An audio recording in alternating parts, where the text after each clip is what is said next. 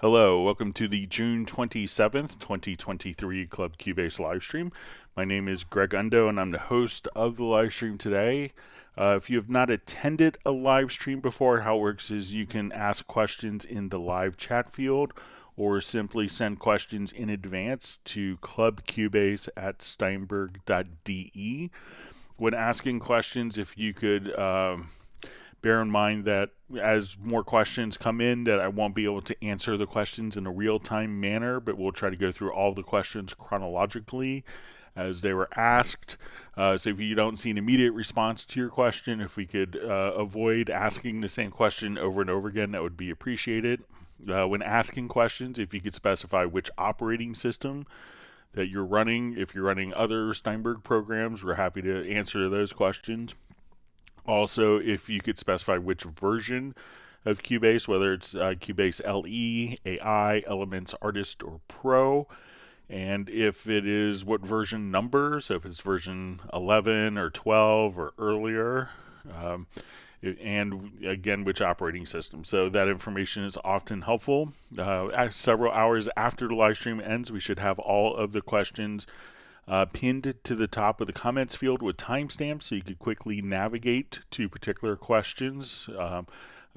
And if you wanted to search for questions that have been covered in previous live streams, you could go to cubaseindex.com, and Jan from Stockholm has been incredibly kind enough to create that website where you could search through over 26,000 topics that we've covered in the live streams in the last 3 years.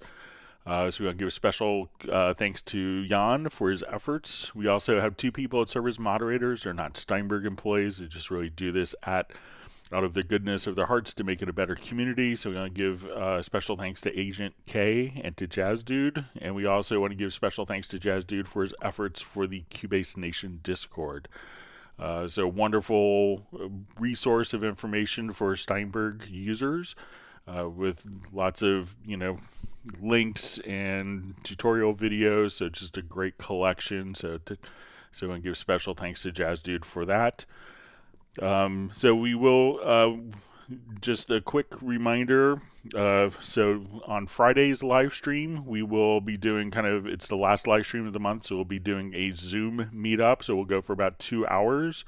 And then migrate to kind of a Zoom social meetup. Look forward to seeing some new faces and familiar friends I think they're always really wonderful to be on the particular Zoom meetup, so other people can talk besides me. But I always look forward to that every month. And the following Tuesday, which is July 4th, is a holiday in the United States, so we're going to move Tuesday's live stream again to Monday so we could get 2 live streams in next week. So once again, instead of our Tuesday live stream, we're going to just have it on Monday instead so we can get some more live streams in.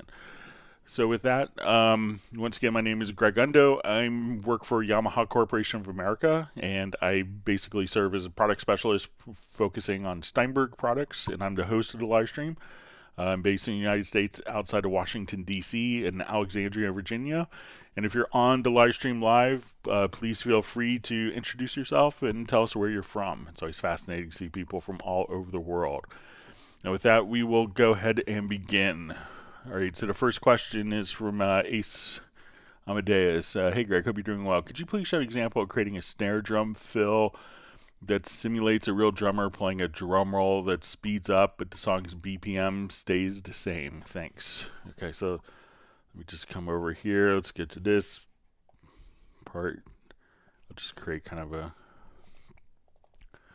So if we want to do this, we can do this pretty easily inside of the drum editor. So I'm going to go to just maybe my snare. All right, so let's go ahead and we'll just put some snare beats in. We'll do like maybe a quick snare roll. So I'm going to just choose my rhythmic value here. So I'm going to say, okay, let's do quarter notes. Switch it to eighth notes as we move on here. And we'll do eighth note triplets.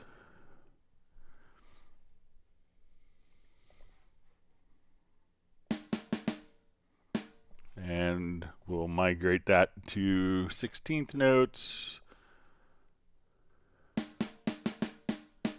And let's say to 32nd notes. I'm just kind of changing the snap value for the individual drum.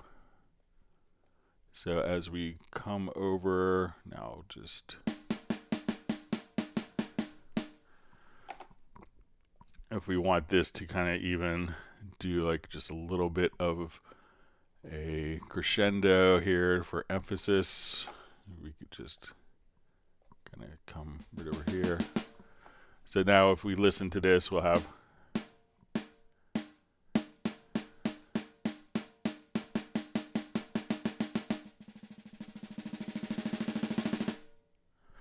so that's a pretty easy way of doing it, is just to adjust the snap value in the drum editor, and then you could just kind of put it in very quickly like that to do different snare rolls.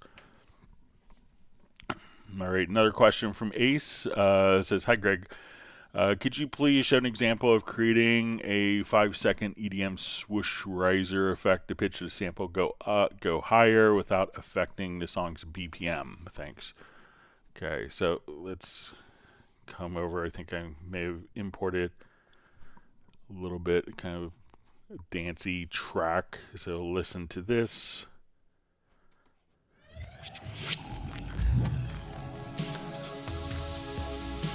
So let's just say, I want to do kind of a riser maybe before the big downbeat.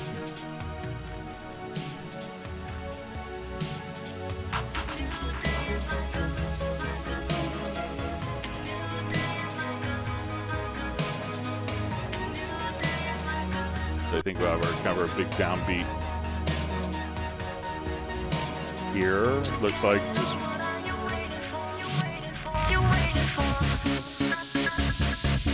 all right, so let's say we want to do kind of just a swoosh here, and so we could just kind of put our time here. So we'll say about 5 seconds. So what I'm going to do is just kind of select before the range tool. And as we do that, I'm going to go to audio, and let's go to processes and choose pitch shift. So I want this to, I'm going to do an octave here, range. I'm going to say over time, I just want to do the pitch shift. So, and we won't do time correction. So now as we listen to this, let's go ahead and listen to it. So we'll be at our kind of normal pitch.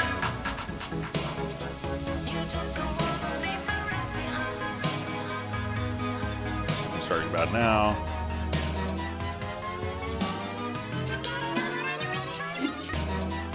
I'll take it off the loop.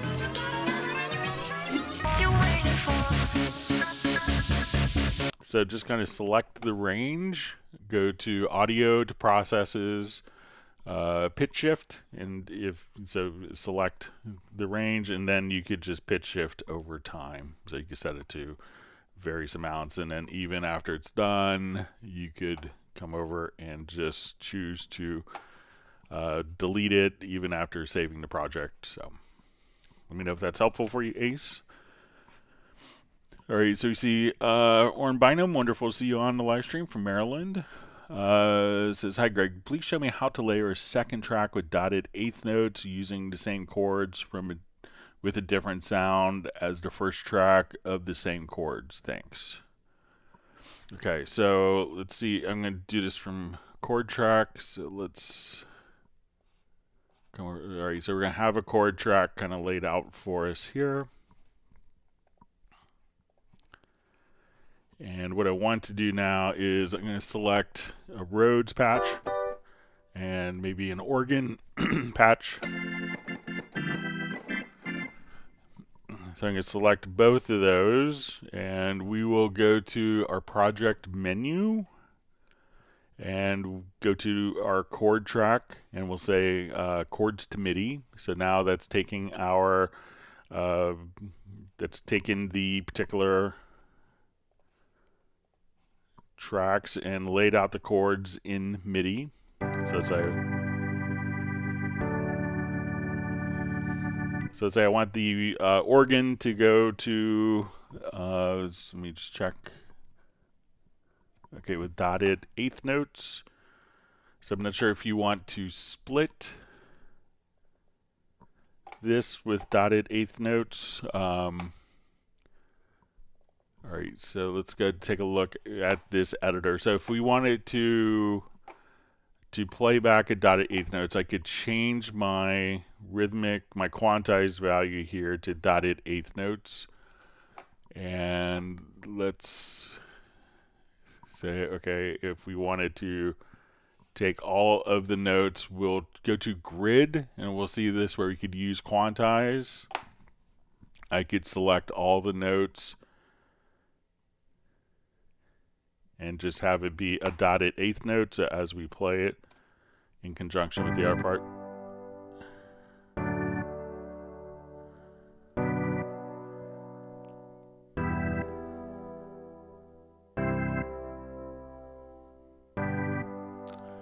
Now, if you wanted these to kind of be split, we just did this in a macro, I think for Patrick from India last week. So let's go ahead and make a quick macro. And I'll show you how this works. So we'll go to key commands.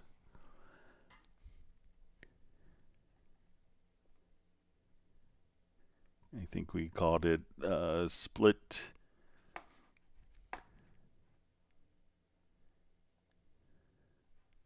Split MIDI to eighth notes, something like that. All right, so we'll take this. Okay, so I'm going to just change. I'll show you this. So we could say we're going to make a macro here where it's going to be quantized, set quantize to eighth note, nudge, and then we'll split at cursor. But if I wanted to, I could remove this. I'm going to say set quantize to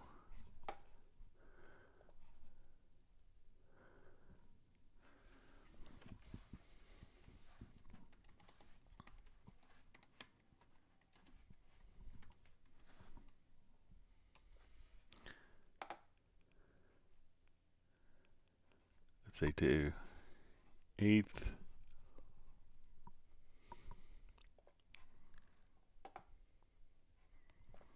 So we'll add that, and then I want to put it on toggle quantize to dotted.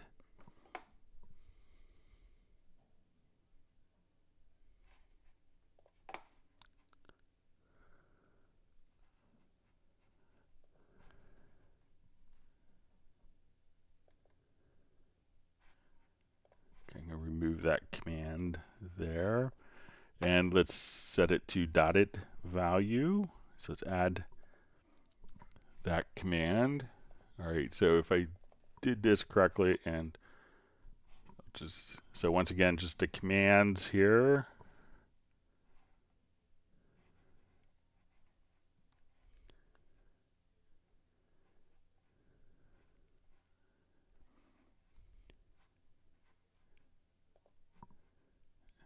Or just these, and I'm going to go ahead and switch this so I could do it from my particular keyboard controller here, but we could assign a keyboard shortcut for that. All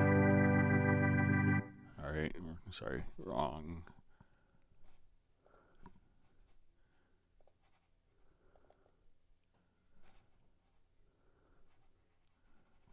Okay, so I think we still have that assigned. So if we wanted to now split these particular notes here,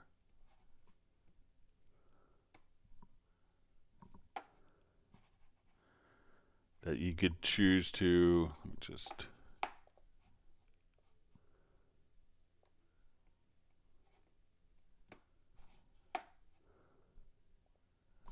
but so you could kind of create a macro to do that, or just come over here and just nudge by dotted eighth notes and split. So let me know if you want it split or you just want it to change the size of that horn, and we can get it figure it out for you.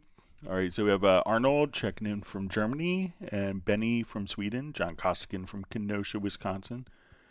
He says it's smoky. We have Jazz Dude and Agent K on. Uno Memento from Finland. We have Cubase Index from Sweden. From Stockholm, John Barry checking in from the English Riviera. Great to see you on, John.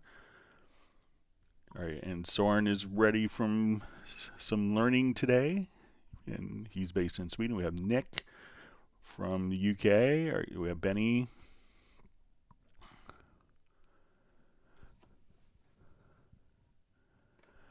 Okay, so we see from Benny, can you show me that thing with hit points as an audio track with bass? So I'm not sure if it's you want to like quantize hit points or if you wanted to move notes around. So let's come over here and just say, if you want to do like free warping. So anytime audio is recorded here, we'll have a series of hit points. So, and as we look at, let's say, our hit points here, we could calculate, and I'll just move. So we could find kind of the rhythmic status of our events here. So we could adjust kind of the threshold and sensitivity of that. So let's say we want it to be roughly at where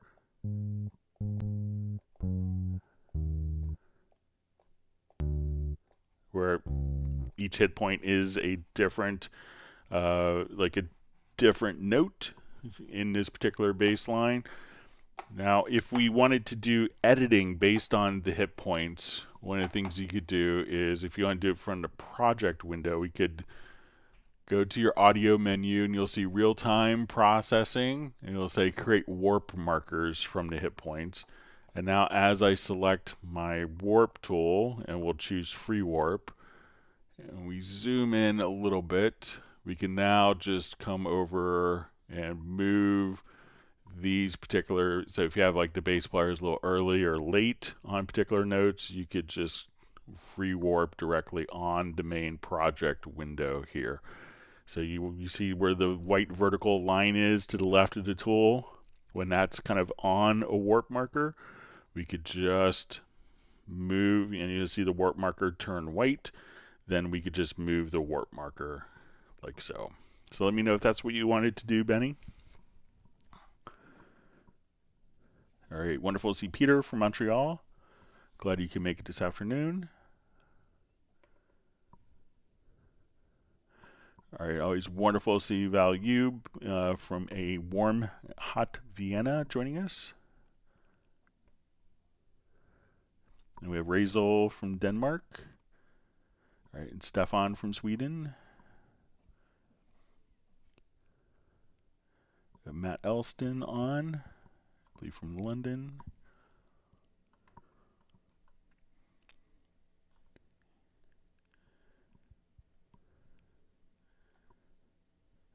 Always wonderful to see Michael Pierce.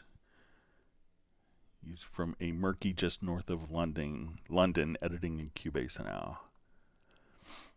All right, so we have Ayman Amari checking in from Jordan. So glad you can make it and join us this afternoon or this evening, probably where you're at.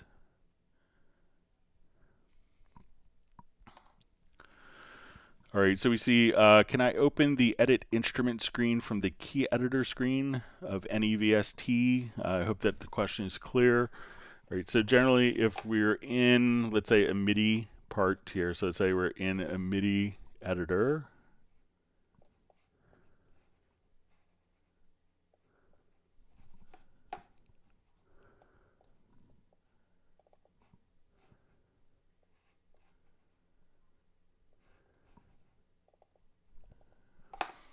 Okay, and let's say we have notes here and we wanted to immediately go to open up the instrument.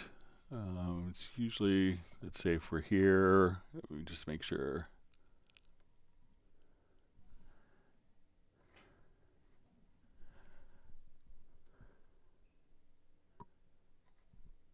All right, so you see the edit VST instrument. So let me just move this. So say we'll come here. So there's this edit VST instrument. So I'm going to just move this up.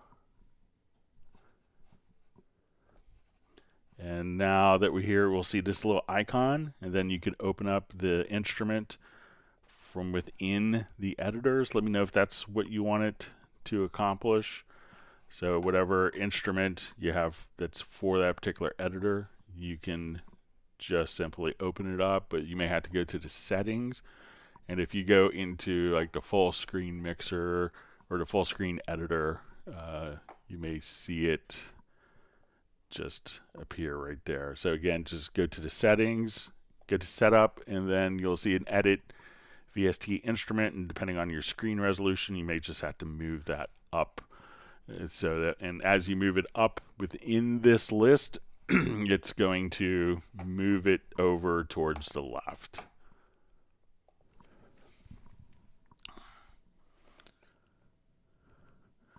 All right, so we have Club to Breathe checking in from Rio, Brazil. Thanks for being on again with us today. All right, so we have Brian Sawyer checking in from Crystal Coast, North Carolina. So glad you can make it.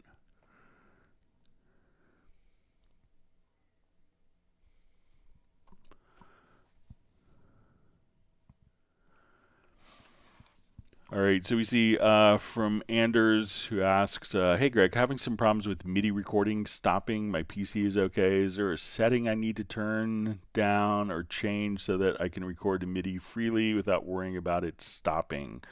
Thanks.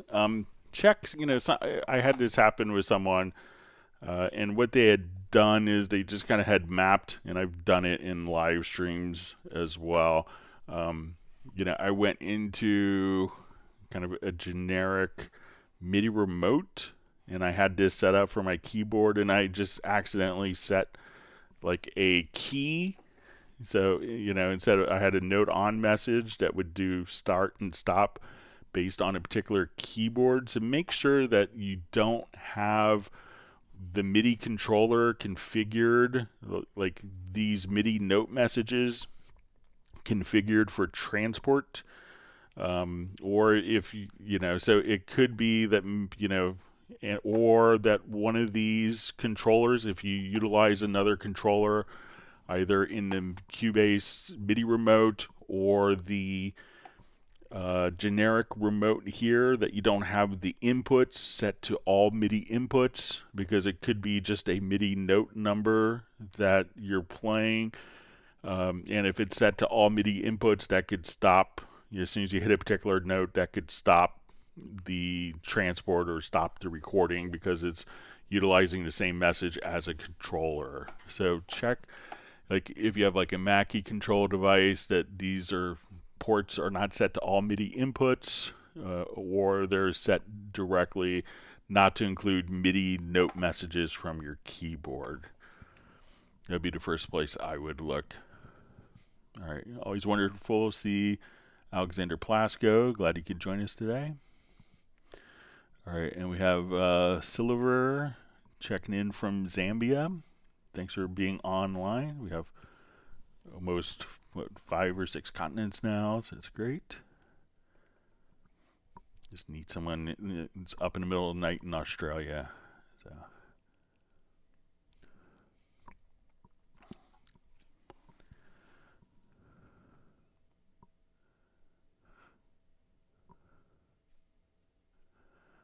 All right, so we see, hello sir, I want to ask about how to input multi CC in Logical Editor. Thanks. Okay, so let's see, we'll take a look at it and see if we could generate CC messages.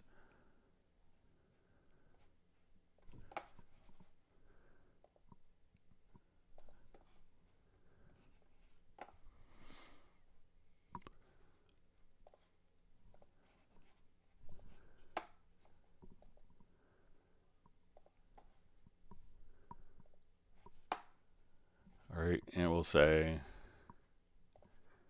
value 1. So let's say we want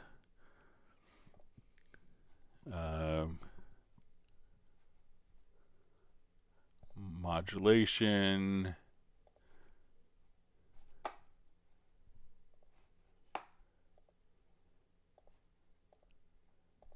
And let's say we want modulation to be at 100.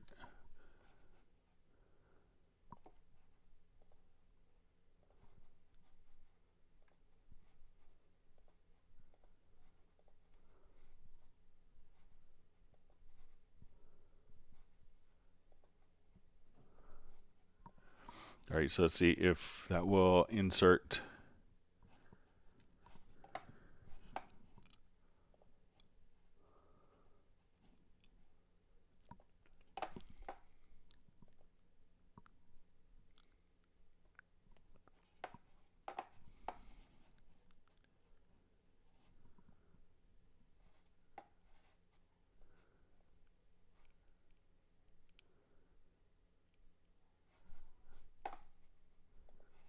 All right, and let me just set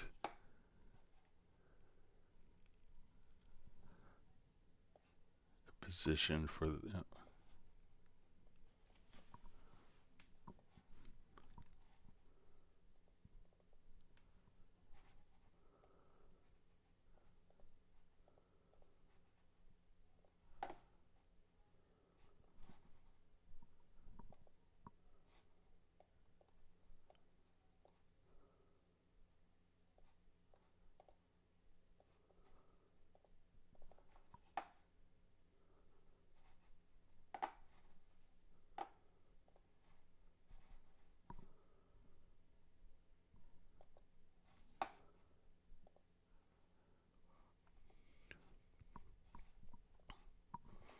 So usually we can, edit existing CC data. But let's say if I just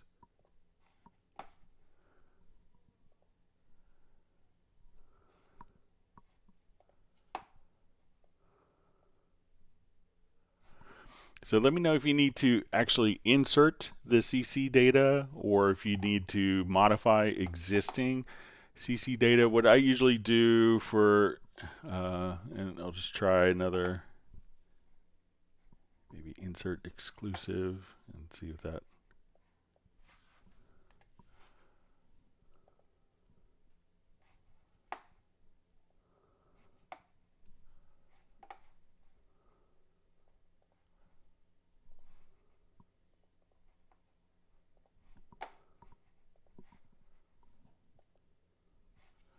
Yeah, so usually if I want to insert like particular MIDI CCs, I go to the MIDI control.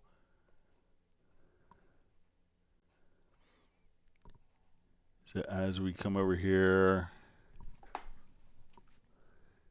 so the MIDI control plugin, and then here we could put in different values. So you can say, okay, I want my modulation to default to 80 or 100 and my expression, and then at this point we could choose to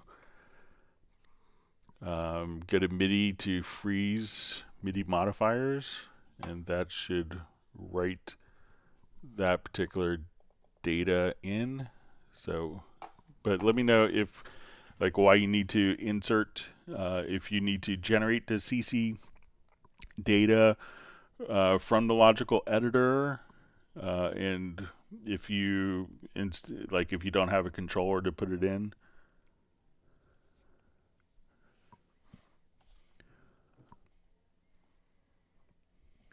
All right, always wonderful to see Mr. Michael Teams. I hope you're doing okay with the warm weather in Texas.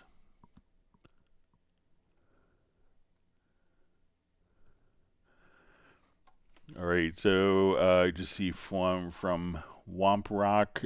Can you show me how to become Skrillex next Thursday?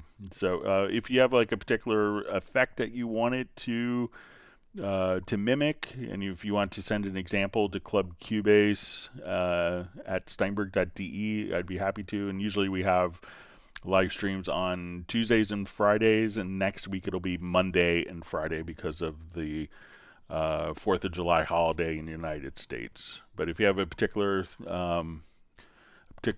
track or something you want to send, like a YouTube link or something, to Club Cubase at Steinberg.de, I'd be happy to kind of show you how to mimic a particular effect.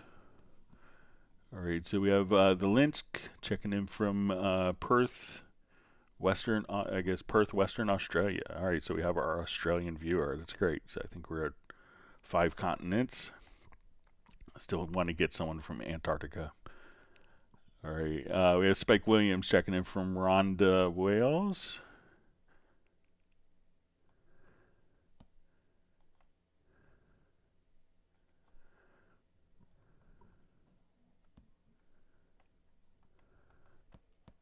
Right, my chat field just jumped.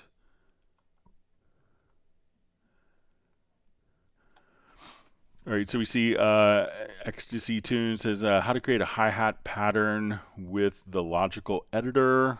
So a lot of times, like the logical editor is kind of used not necessarily for generating data, but for editing kind of existing data. But I think it's pretty easy. Like, let's say if you wanted to even just come in to, let's say if we're in a drum editor, that we could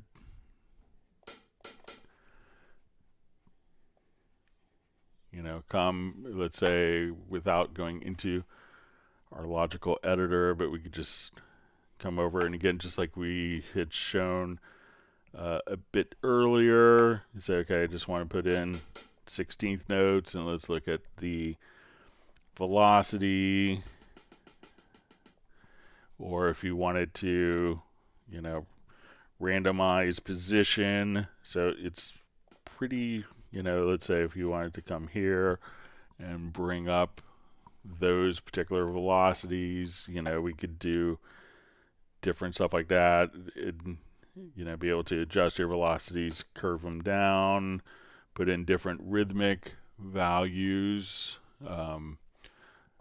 So let me know if that's, but generally the logical editor will, I could do stuff like I want to take every other hi-hat and, quantize every other hi-hat, or every other hi-hat bring the velocity down.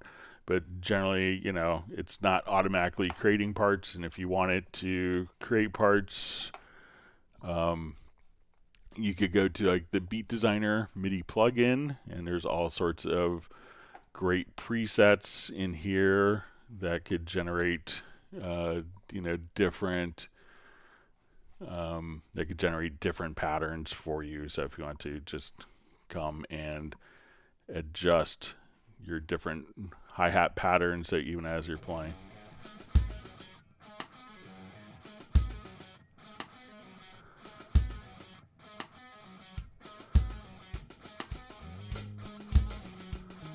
Adjust your velocity.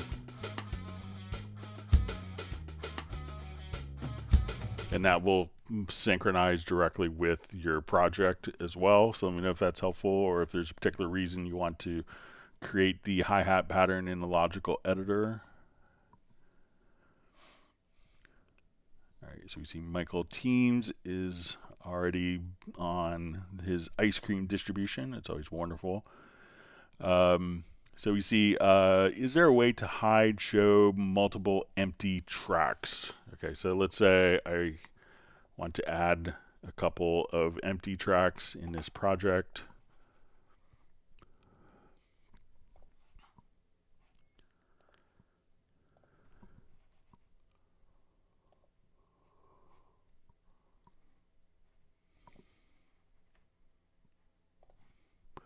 Okay, so we have a number of empty tracks. So I think we could do this in a project logical editor. So we'll come over.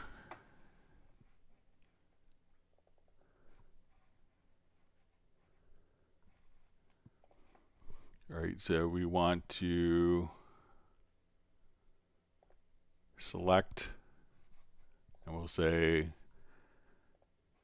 container type is equal to tracks, and property is set to event is empty.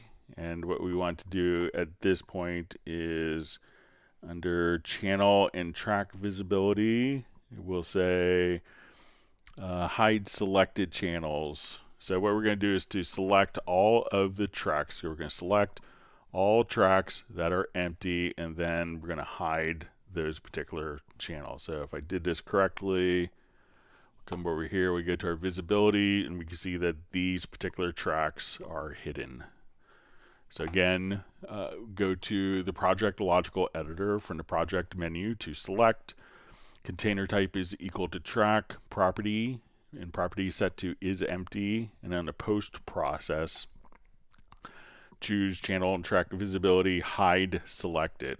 So again, if you do that, you could just do it for your entire project very easily and hide all those tracks. So they're just kind of properly organized. So let me know if that's helpful.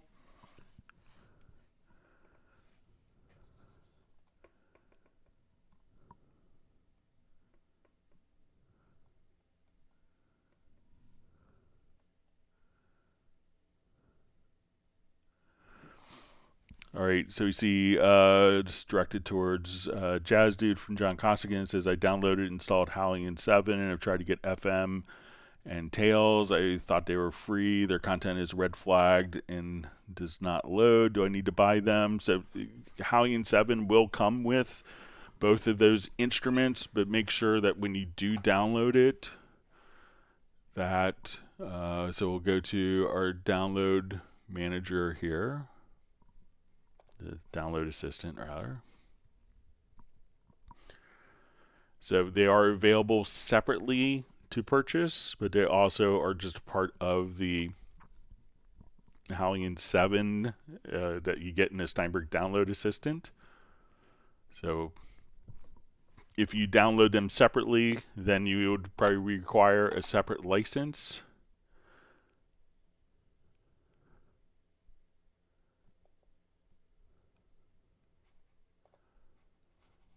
So, but if we go to VST instruments and plugins, and we'll see, okay, we'll scroll down to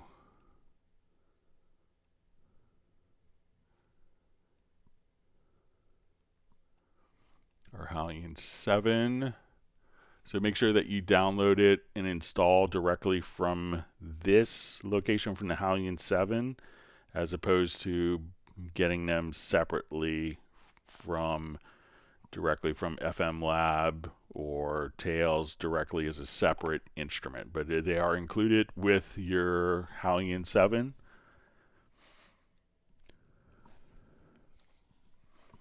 All right, Douglas Emerson just saying hello to everyone. Thanks for joining the live stream today.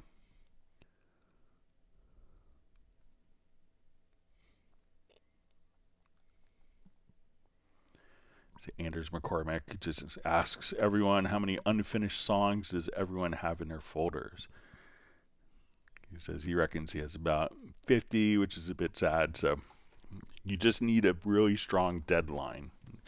You know, it's kind of like, you know, the old saying with mixes are they're never done, they're just abandoned. So give yourself a deadline. It has to be done. I don't think any film composer would deliver anything without a deadline. So. And Nick is says you're lucky it's only in double figures. So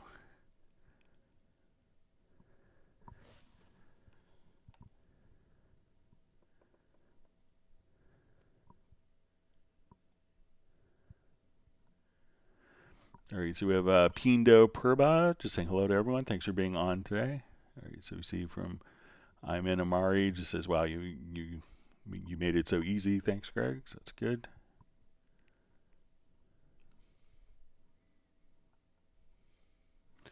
Yeah, and kind of on the topic of finishing songs, I've seen, I won't mention names, but some of the best songwriters and musicians in the world that I've had the pleasure of working with and sitting next to on piano benches while they play, and you know, have total completion anxiety for finishing songs as well. So, but just give yourself a deadline, even if it's artificial.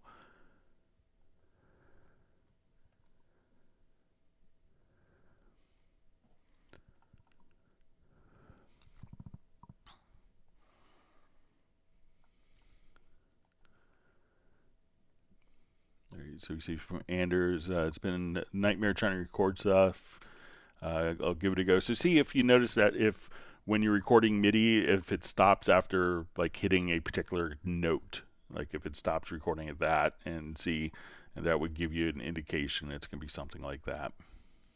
And one other thing that it could be, if you notice that it's not recording and capturing MIDI, so if you're using a USB interface or USB MIDI controller, make sure that it's you do not have the USB power supply set to like an economy mode.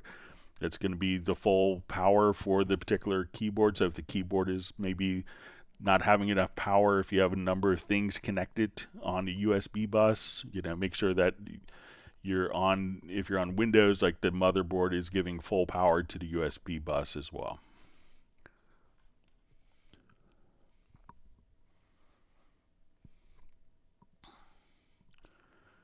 Anders just says these live streams have been properly helpful, so that's good.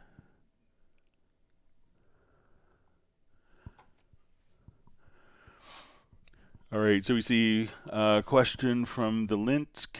It says, what's the quickest way to put a couple of 3/4 bars in the middle of a song that is mostly in 4/4? Okay, so let's say we have our song here, we're in 4/4. So the easy way to do this, and I'll just add a signature track.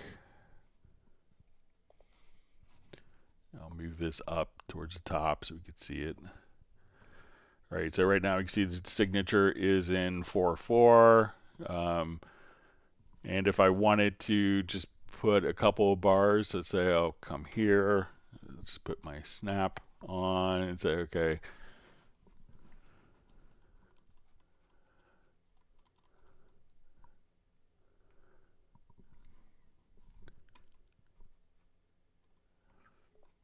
So we say, okay, now I just want 2 measures of 3/4. And as we kind of zoom in, okay, so right here, I want it to be 4/4.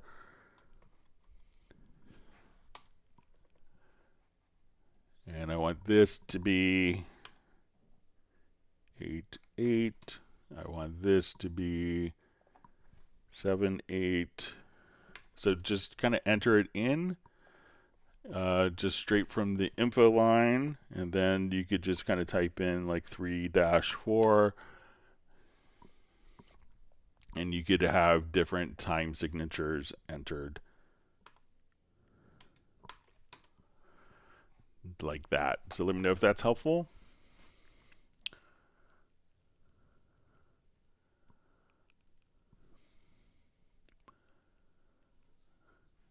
We see Spike Williams has been granted some limoncello ice cream from Michael Teams.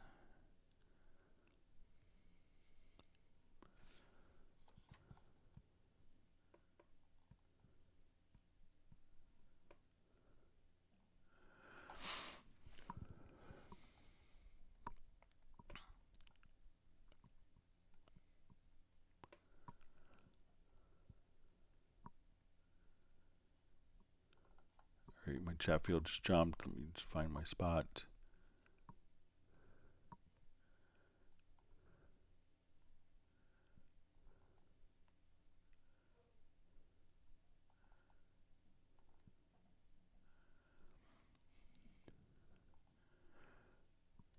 All right, so we see from Studio Mario G. Serrani. Hello, I tried to find the chords of a song by dropping the sound into a chord track in Cubase 12. It doesn't do anything. I need help, please. So, sometimes, I've always had it do like a really good job. So, but let's say I'll just try just a quick random example here. So I'll just do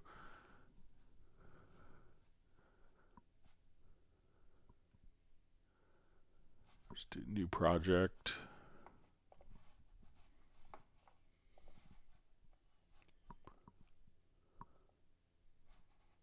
Just import a file here quickly.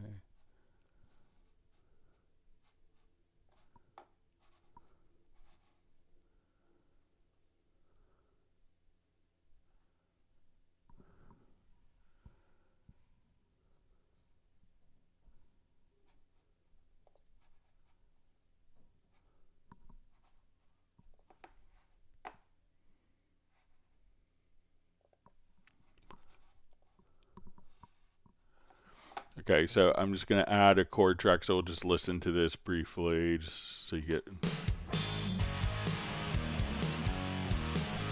And I'll add a chord track. You know, so I've seen a lot of people that will put stuff that, you know, is like maybe kind of like where it's drum and bass, and maybe there aren't chords kind of playing all the way through, but I'll just kind of randomly do this. I just kind of drop it right into the chord track, and then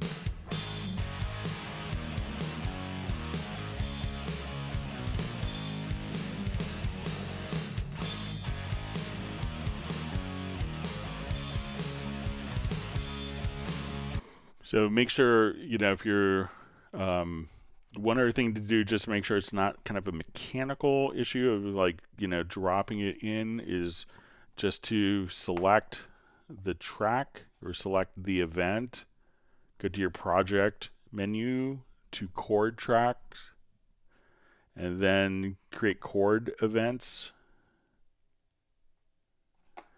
and see if it works that way. And that way you can make sure it's not just like a dropping or dragging and dropping issue, but also make sure that the material itself has chords. So if you have like, you know, some pop music may not have chords that are, you know, it could be like more bass, or, you know, it could be, you know, so certain genres that could be like really bass heavy and all drums, but not like piano and guitar parts. You know, you know, there's a lot of music that doesn't have clearly defined chords. So, but if you want to send me an example of your project, but, you know, check to see if that's how you're doing the process.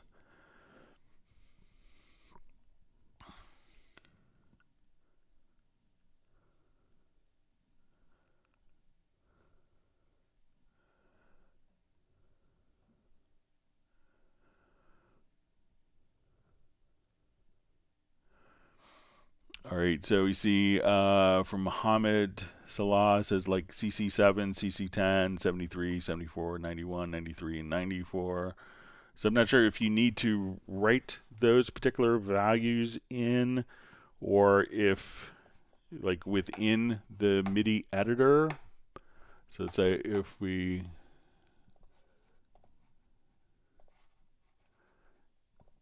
You know, if you wanted to see those particular chords or those particular MIDI CCs, let's say we'll go full screen. I will just come over and let's say, okay, we want to see CC7. And now I want to see CC10.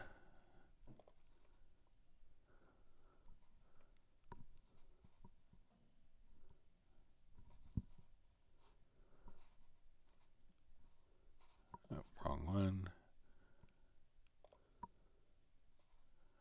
All right, so we'll come over here and let's go to all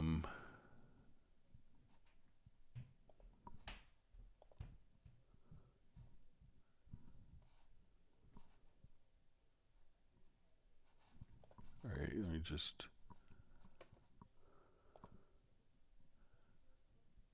set up available controllers.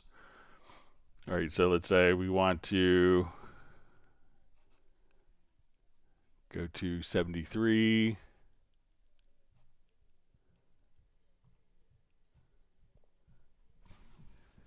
So let's go to 73, 74.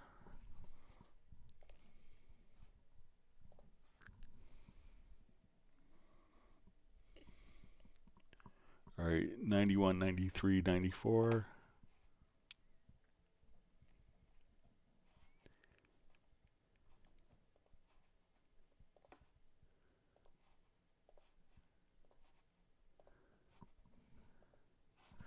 Okay, so now if we wanted to see these particular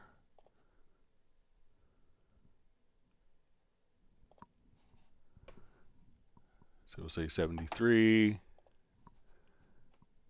74, 91, 93, and 94. All right, so, and I'll just kind of resize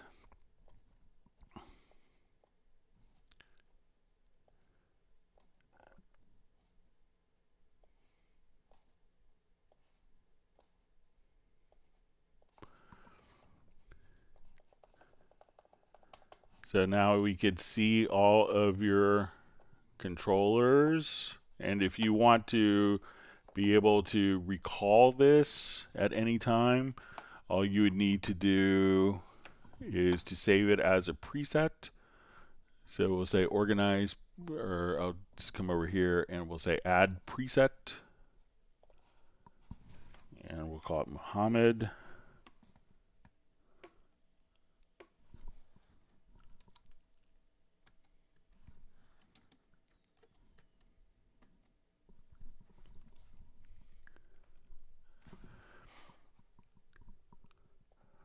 Okay, so now we could say, okay, I want to see just velocity, and then we could come over and say, okay, now let's open up your preset. So let me know if you want to see the different CC lanes kind of organized like that, or if you want to actually have those, but you could save that as a preset. And if you go into MIDI inserts, if you need to like write particular values, go to the MIDI control, and then you could select the controller here that you want and what value that you want for that particular controller. But again, you can just come over here and say, okay, I just want to go to a particular preset and have control to that. And you know, if you wanted to go to the setup available controllers for the ones that are hidden, then you could just select it and add it to the visible side, right, like that. So let me know if that's helpful for you. And we see Mohammed's from Iraq and lives in the UAE. Thanks for joining us today.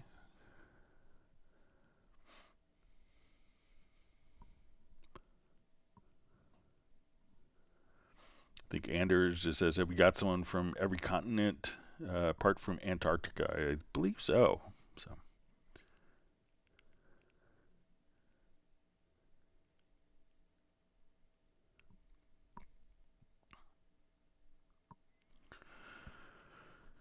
All right, so we see hello from California. My question is how to integrate the Nano Kong, maybe Chord for strings, Spitfire, adding such as CC modulation expression. So I think, you know, if, you know, so right now I have my Nano Chord. If it's a Nano control, I have this working as kind of a MIDI remote. But if I don't have it working as a MIDI remote and I want these particular sliders to do like, you know, expression, volume, you know, whatever, modulation, and I want to have those spit out MIDI CC messages, that would be, I think I may have the little editor utility downloaded if I don't go to the wrong program. But, you know, Cubase will take whatever is kind of transmitted to it. But you would just go into your Chord Nano Control editor.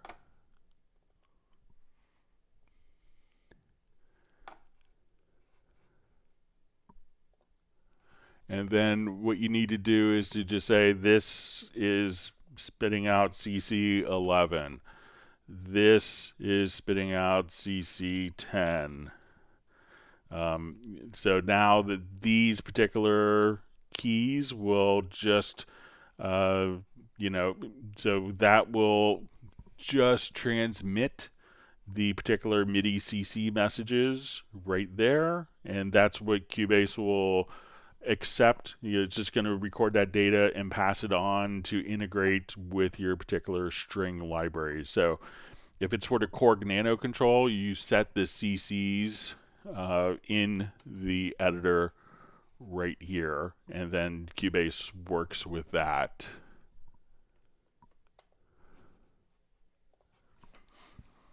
So it's really more of how the controller is set up versus how, you know, Cubase is just going to accept whatever whatever controls are being transmitted from your controller.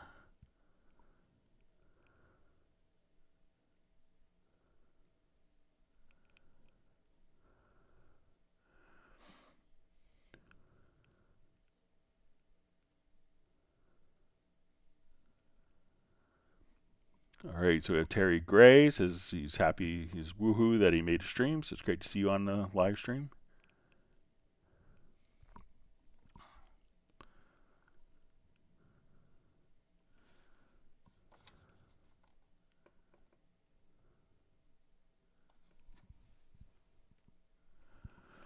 All right, so we see Patrick just saying, hi Greg, my friend saying MIDI editing is easy in Studio One versus Cubase, and mixing workflow is great on Cubase versus Studio One. What are your thoughts, and have you tried Studio One? But I'm confused. I've never had any reason to try Studio One. You know, I'm friends with a lot of the people that work there because they used to work at Steinberg, but I've never had a need to work on it. But I think that you would find Cubase to be more comprehensive and more straightforward for most functions, but I don't know Studio One. So, but I guess you could maybe ask in our live stream if they have one. My guess would be no. All right, wonderful to see Bruce from Simi Valley. Says he can't stay, but he has a doctor's appointment, but he came in to smash the like button. We hope your doctor's appointment goes well.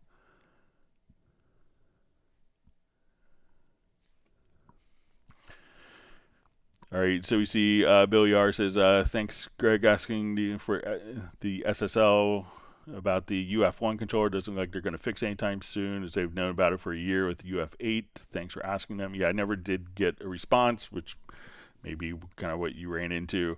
But and a lot of times when the controller is utilizing, like the UF8 utilizes Mackie control, one of the problems with Mackie control protocol is that you can't select a track and have that be like the first fader. It doesn't follow the selection from the actual software. It only does bank selection from the unit and hardware. So it's kind of an oversight from probably 25 years ago, but unfortunately it's still the protocol that's used by so many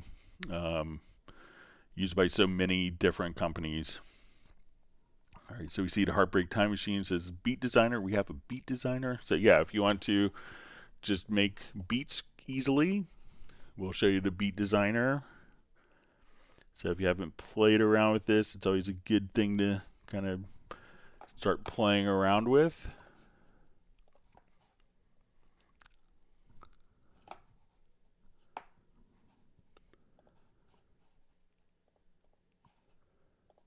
All right, so I'll just get to my MIDI plugins here. And I'll just start fresh. So we'll come over here to the Beat Designer, and let's say we'll play. So here we could actually just kind of choose our different instruments. So say, okay, I want to have kick.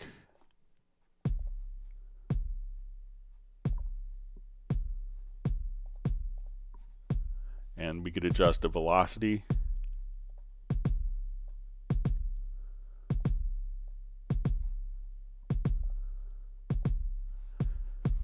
All right, and let's say, okay, here I want snare. Let's put a clap in. Now if I click at the bottom, we can put in flams.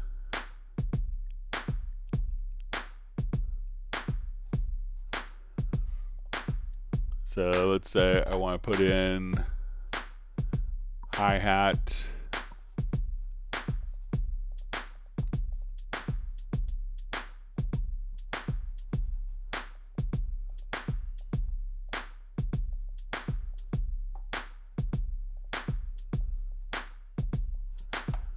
And we can put in some other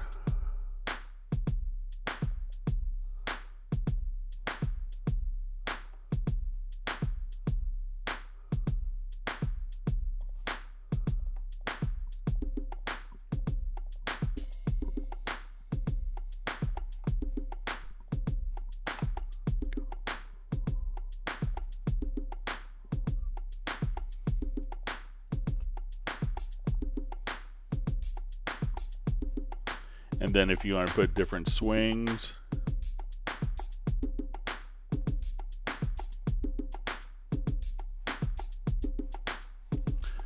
And now kind of whatever tempo that you have,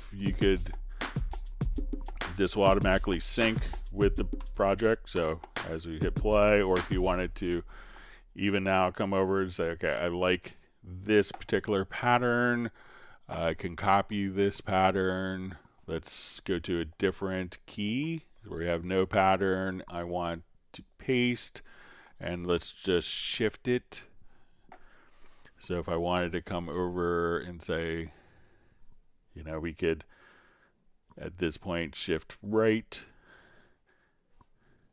So we could have a variation, and I want to copy this, and we'll go to this key, and we could trigger this in real time, and let's paste pattern and just reverse it.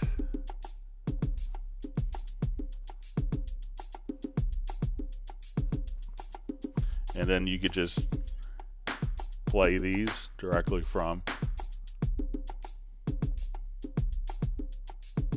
and switch between different patterns if you want. So let's go ahead and just put in, maybe add like a triangle here.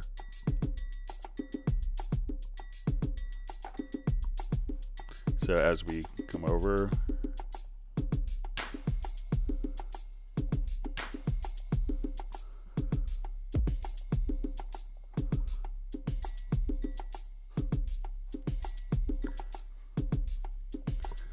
and we could put something else in here. It's just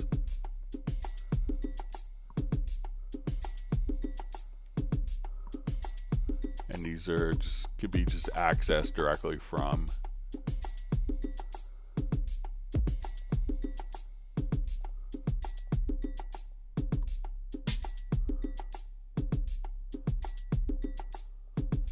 So all sorts of stuff you could do with the beat designer. You could actually just trigger these from MIDI notes and have access to them. So if you want to program beats, it's an easy way of doing it. All right, Michael Teams wants everyone to smash the like button so that I can be kept gainfully employed, and we could continue this fabulous resource that no other DAW has. Cubase rocks. So I'll concur with Michael's sentiments.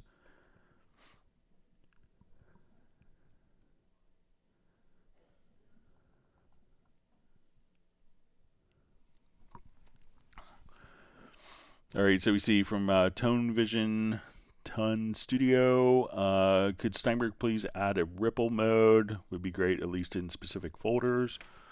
So it could depend there's lots of definitions of ripple mode. So a lot of people miss one of the obvious ones. So say if we are,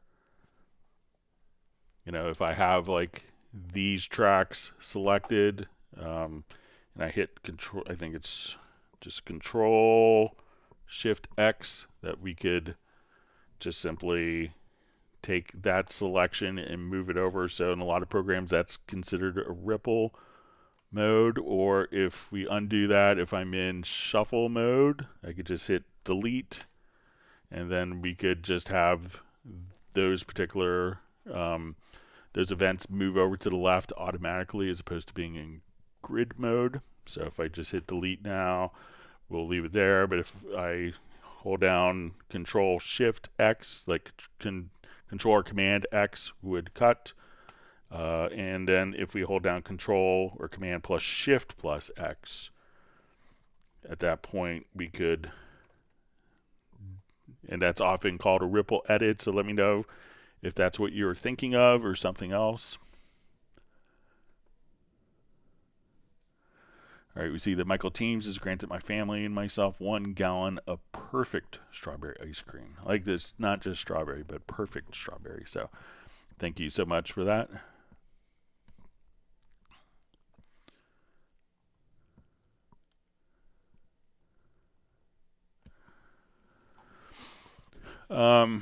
So we see from Patrick, Greg, is there anything like pros do with macros for better workflow that we don't know or never thought of? Can you share it? What macros do they use?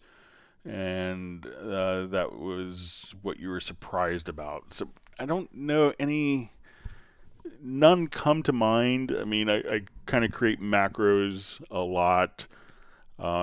remember doing one for Stevie Wonder a couple years ago, and one of the things that was needed because we had to do macros for him for non-visual use, and one of the I just remember one of the things was that as part of the macro it had to start with a selected event and then have a not, and then based on afterwards the macro working without an event selection. So we did the select none. So we go here, there's kind of a select none function that could be accessed. I do so many macros that I don't know what is considered like a secret or what isn't. I mean, I just kind of, early on I did a macro before like freezing was something that people were doing a lot for audio tracks and for virtual instrument tracks. So I did a macro to kind of to render a file in place and delete the original file or disable it. But I do so many macros and they don't seem tricky to me. But if there's any particular function that you're looking for a macro for, I'm happy to try to figure it out and create it for you. But I think, the one thing I do see the pros doing is just having access to their macros on touchscreens. So it could be the same macros, but they just, instead of going to the macros menu, if they do it repeatedly, if you look at many of the composer touchscreens, like Hans Zimmer comes to mind. He was probably the first one. I think he actually started with like his touchscreen. I think originally he started off as like a cash register that was kind of used to fire off keyboard shortcuts. So it's evolved obviously since then, but I think it's not that macros are hard to do, but keeping them accessible, and that's why people will use kind of like a Stream Deck or will create a touch screen to have access to the macros that they've created.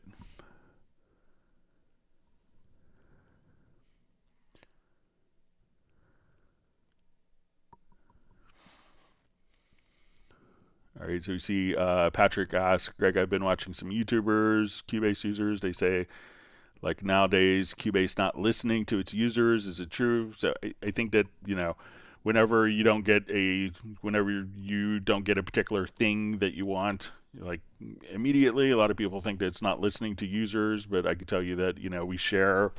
I don't know many of the other companies that do 8 hours a week of listening to their users and taking questions live on YouTube. So I think that Steinberg does a great job. And sometimes when people want a particular feature, realize that it could be like, like a feature, maybe a smaller subset of something that's coming later in the future that, and that one aspect may be 5% of, like when we did the MIDI remote control, we didn't necessarily roll it out as just like a stopgap solution. It came out pretty fully implemented. So, and that solves a lot of issues that people are having, kind of assigning functions in the program. So sometimes what seems like a small thing when you're developing feature sets and solutions for customers can turn into really big and, complex features. So I think that Steinberg does a great job of listening to the users, and you could always ask what other companies are doing live streams twice a week for their users where they can learn how to use the software better.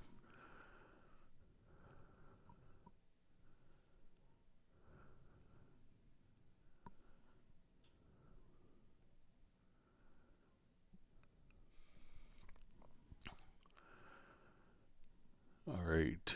So we see from Ted Springman, hi Greg, what do you think about inviting Michael to zoom in to a Club Cubase hangout sometime soon to give an overview of spectral layers as run specifically within Cubase, or perhaps you can review? So I'll get in touch with Mike Scheibinger.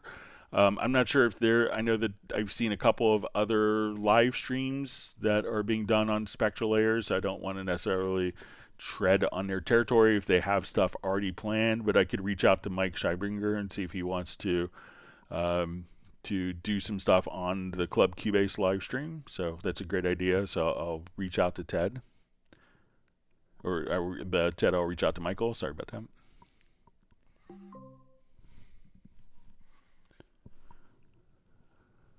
All right.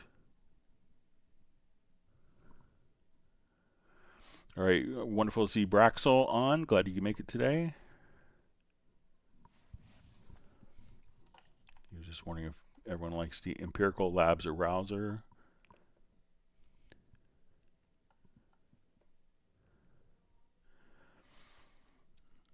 So we see Anders just saying, yeah, I'm going to set a deadline for some song. It feels like such a waste to not finish them. So I remember seeing a Paul McCartney interview where, he would just, like I think Linda, when she was alive, was making cookies. And he's like, okay, I'm going to try to impress her by writing a song by the time she's finished baking the cookies. And that was like his deadline. So it's a classic dilemma. And, some of the world's most famous musicians run into it as well.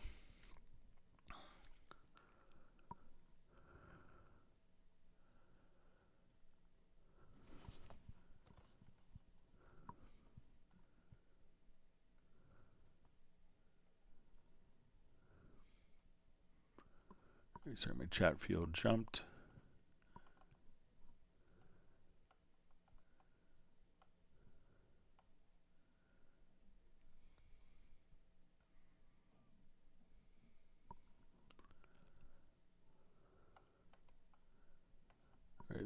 All right, so I think I'm back.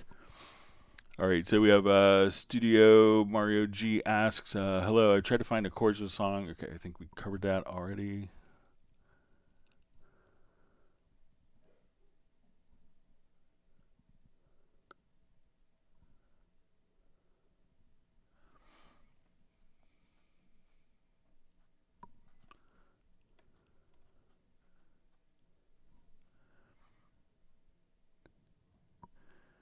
So you see a lot of different conversations of completing songs. So,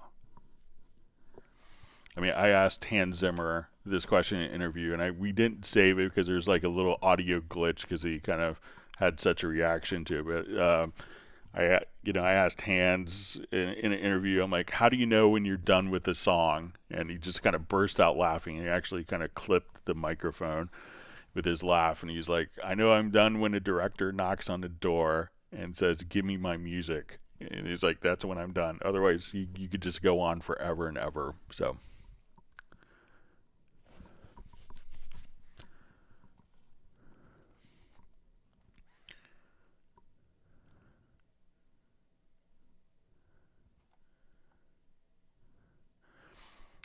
Okay, so we see from the Heartbreak Time Machine, will Cubase 13 come with a trust fund?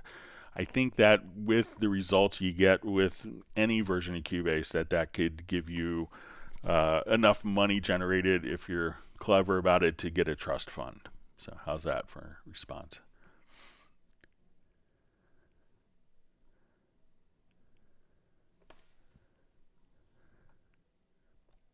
You see, the Heartbreak Time Machine could really use a trust fund. Can't we all? I think we all could use one.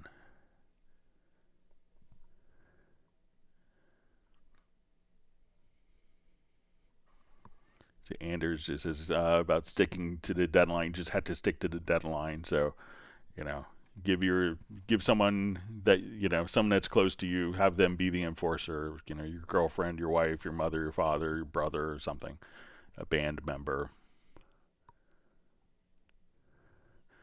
All right, wonderful to see Tiago checking in from Brazil.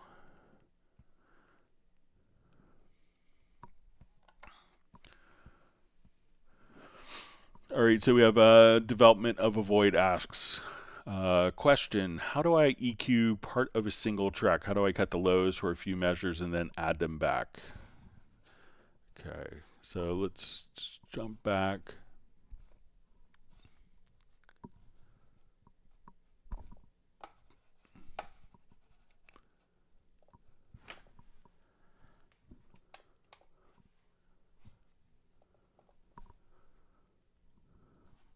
Show you on this. So we have like a 2-track mix. So we could do this through the offline processing. So I'll come here. I'll just remove these tracks. Okay, so as we're listening to it,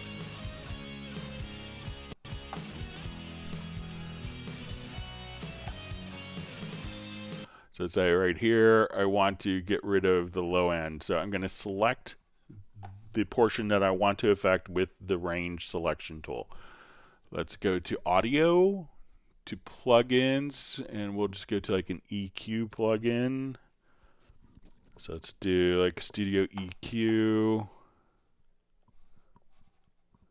maybe I didn't select it right. Let me just.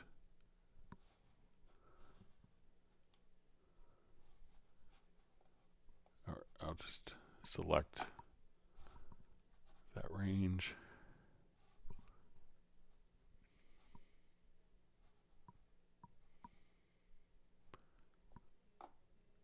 All right, so I'll just take my frequency EQ. So now what I want to do is just kind of roll off the low end here. Okay, so, and I have this clicked to auto apply. So as we listen to it now.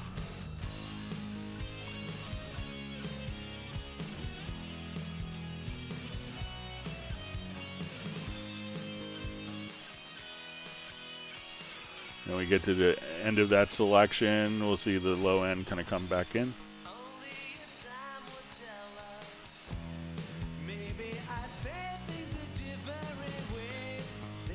So once again, just kind of select the range, go to audio, to plugins. You could also just access it from direct offline processing by hitting F7. And then if it's set to auto apply, we can just add more bass to that part. So as we listen to it. So whatever kind of you have selected, that way you could just do it on one particular selection, and you can undo that at any time because it's all non-destructive editing. So let me know if that's helpful.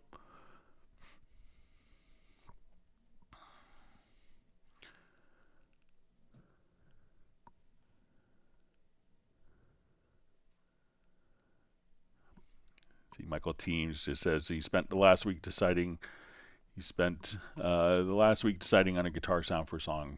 Way too much time for these types of issues. As a famous musician told me once, get on with it. So I think it's really easy to never fully commit, and it's easy to think that it's going to be better with, you know, oh, if you just find, you know, this one little tweak to it, that everything's going to fall in place. But it's really, if the part that you're playing doesn't, you know, have any magic or emotion or energy, you know, I think the performance is the most critical thing. And that sounds kind of fall in and kind of naturally come together when the performance is right. And, you know, I don't hear many people that aren't studio friends like, you know, I really love that Ed Sheeran song, but, you know, except for the, you know, the snare reverb, you know, my neighbors never tell that to me. So.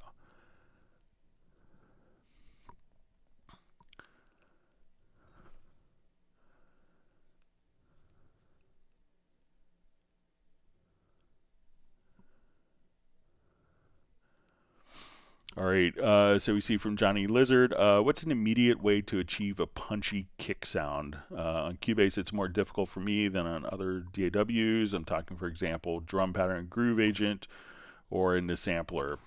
All right, so one of the things that I would use is the envelope shaper. So if you haven't really explored that,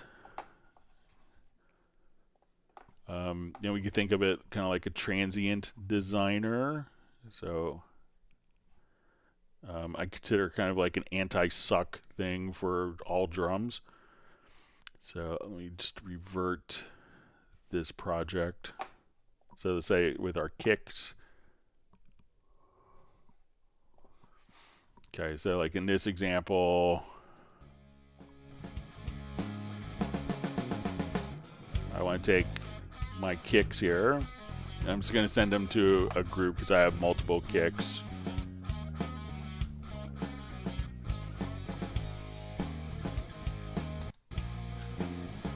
And you could even access this directly from the channel strip. Under Tools, you'll see the envelope shaper.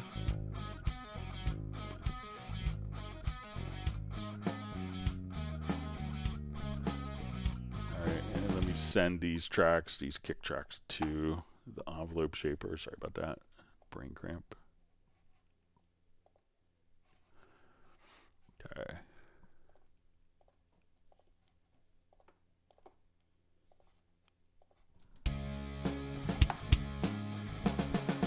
So just taking the envelope shaper plugin here. So I could add more. So say I want like a big thump, like attack. Now I could also adjust length.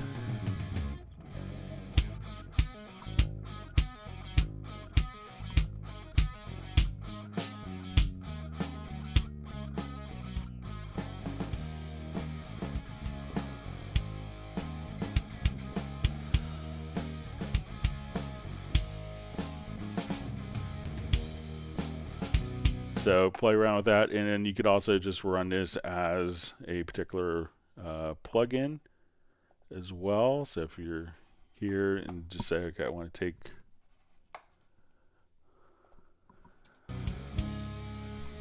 go to our inserts,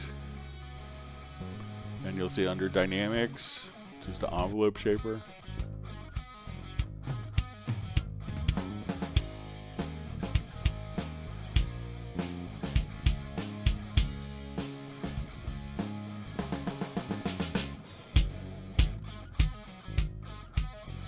Or you want it to be really tight, but short, like a layering kick.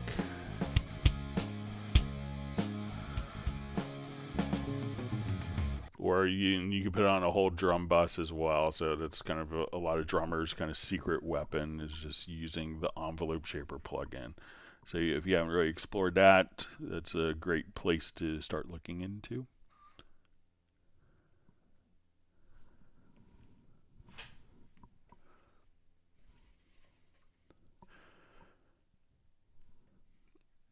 All right, so we see from Alistair Bradley asks, hey Greg, is there a way for the lanes in a MIDI track to behave like audio lanes, like takes for comping rather than merging the data from multiple lanes? All right, so let's go to this project.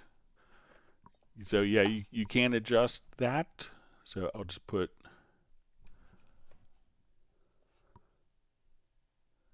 so there are different MIDI record modes. So let's say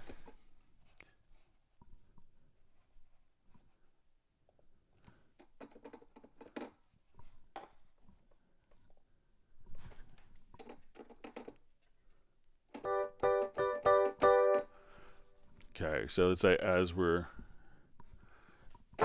listening to this, I'll put it into just a one measure loop. Okay, so when we go to our MIDI parts, we have different MIDI record modes. So let's say I just want to keep, we could do stacked. So I'll just come and we'll put this into record. I'll put it into a loop this time.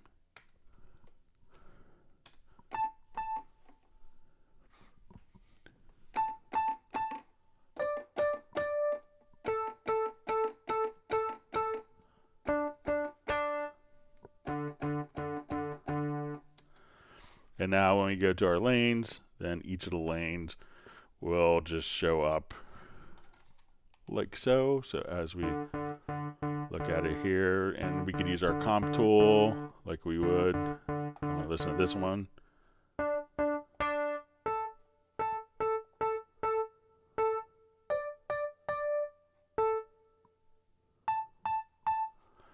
So just go to the MIDI record mode and just make sure that, you know, you could just set it to stacked directly there.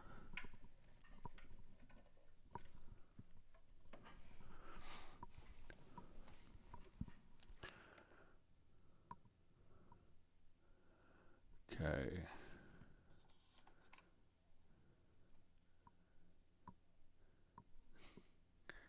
See, Anders is going to get a wall planner and write down all his deadlines and miss them. So.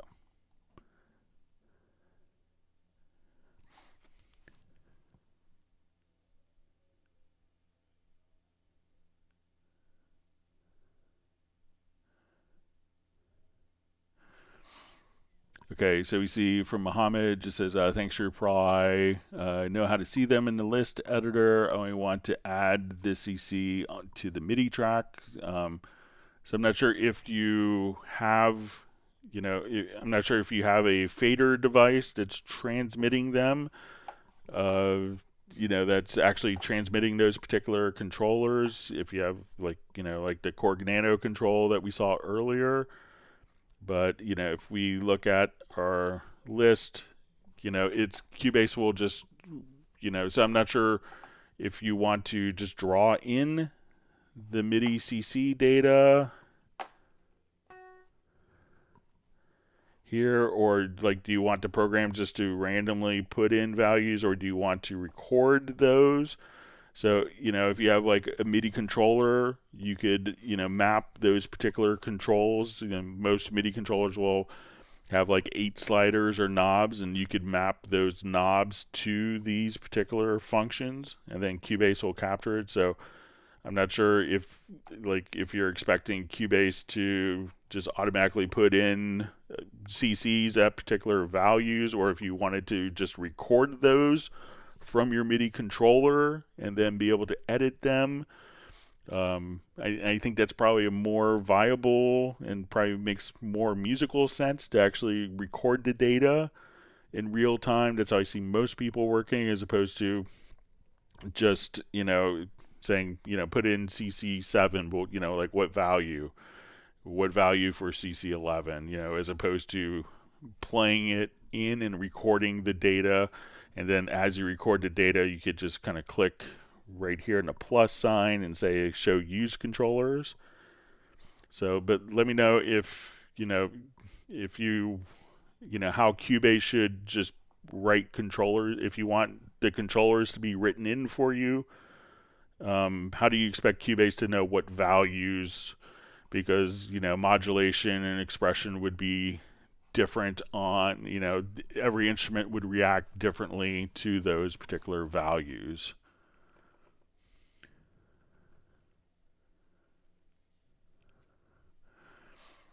All right, so we see John Jones says, can't seem to get the click track to sound on my control room. It's lit up blue, but nothing comes out. Any ideas? Okay, so when let's say we have our control room going on, we have our click track. So we see our control room, and let's say it's blue. Try clicking on the main tab, and then as you click on that, it'll expose some parameters, and there's a separate click volume. Make sure that click volume, so even if it's enabled and the volume for the click is turned down, you may not hear it.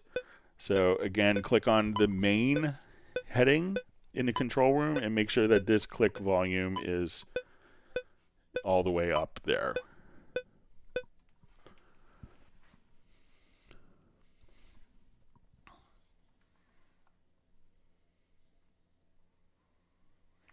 All right, wonderful to see Dallas LaRue from Las Vegas, and we have Lawrence Koch checking in from Rhode Island.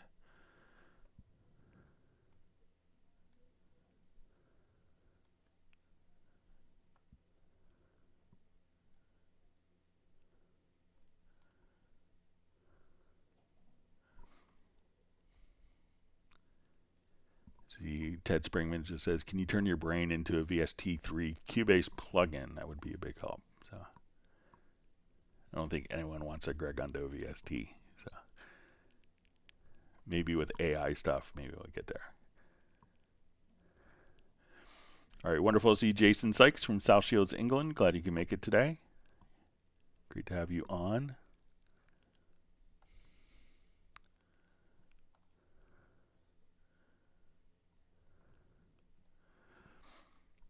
All right, so we see Mohammed just comment to Jazz Dude about controllers. So he has a PSR A5000. Let me just take a quick look at that controller, just out of curiosity, see if it has 8 knobs on it. Bear with me just for a second while I...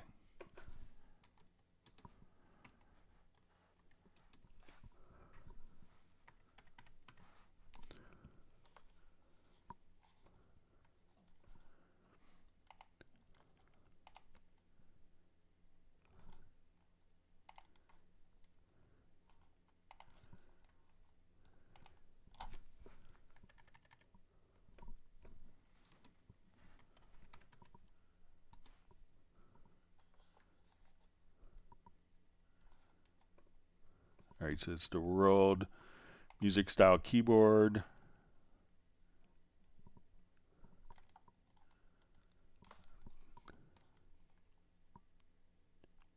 Yeah, so it doesn't look like that has any sliders on it. Looks like there's maybe 2 sliders, but I'm not sure if they transmit MIDI CCs. But, you know, consider getting perhaps just like a little, you know, you don't have to buy a keyboard with like faders on it. There's a number, like, you know, I use a Chord Nano Control, and you could use that for kind of writing all those different CC values in.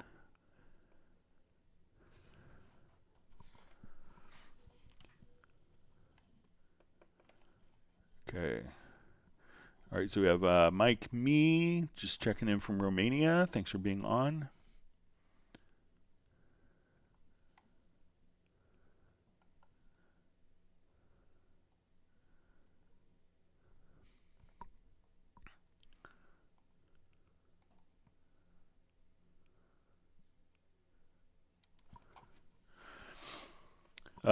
So you see, hey Greg, a friend is about to send me a bunch of vocal lines with no backing instruments. Can Cubase make chord suggestions from a melody alone? It can tell you kind of the key, but I don't think it's going to make chord suggestions. But let's go ahead and take a look and see if it could do anything with that.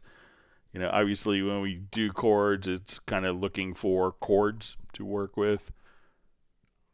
I think it could give you maybe like a scale suggestion. So let's say if I come to this lead vocal and we'll go into Very Audio.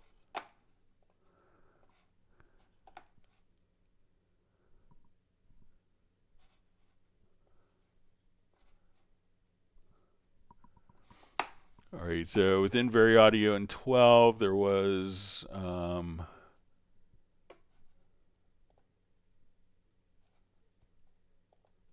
okay, so it can tell you the key, but you know, since it's not actually doing a chord, so if you go into the vocal part here and go to the scale assistant, you can see use editor scale, and it will show you scale suggestions. And you can say, okay, it's going to be in A major. And that could kind of give you, that's probably half the battle. Right there is just figuring out what key the song's in. So it's not going to do, I'll try to see what happens if we have it give us chords. You know, obviously there's a single note, but if you have harmonies, it would be able to figure that out. But let's go to the chord track and we'll say, create chord events, and we'll just select a vocal. I'm not expecting anything, but yeah, it looks like so it may give you kind of an idea based on the chords. So I'm not sure, you know, how it did show up as A major. So, but you know, it could get you in the ballpark to start with. So I think as much as is fair for just figuring out kind of a single.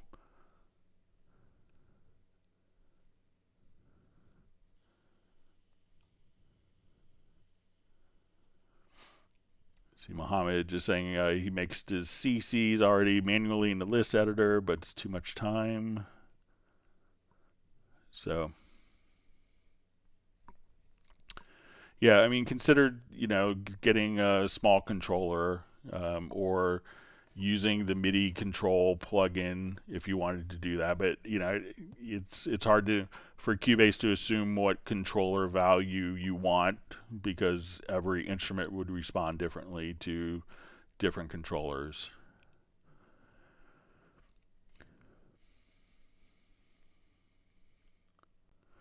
Okay, so we see from Alex, hey Greg, in Very Audio, is it possible to copy pitch notes from one audio event and paste it into another audio event? So they don't really carry over that way. So, you know, it's going to be just dealing, you know, because if we take the notes, it's doing its analysis of the pitch of the notes.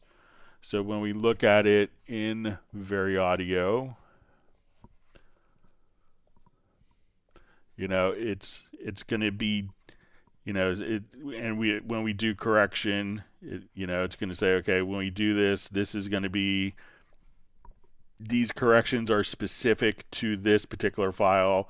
So if you copy this over to another file, you know, and it's out of tune, it doesn't know the basis for those particular adjustments to you know, alter the pitch accordingly. So it's not really designed, because it's probably two different audio files, so there isn't a way to necessarily, you know, have the pitch match from one file to another. It's kind of not in the design intention. So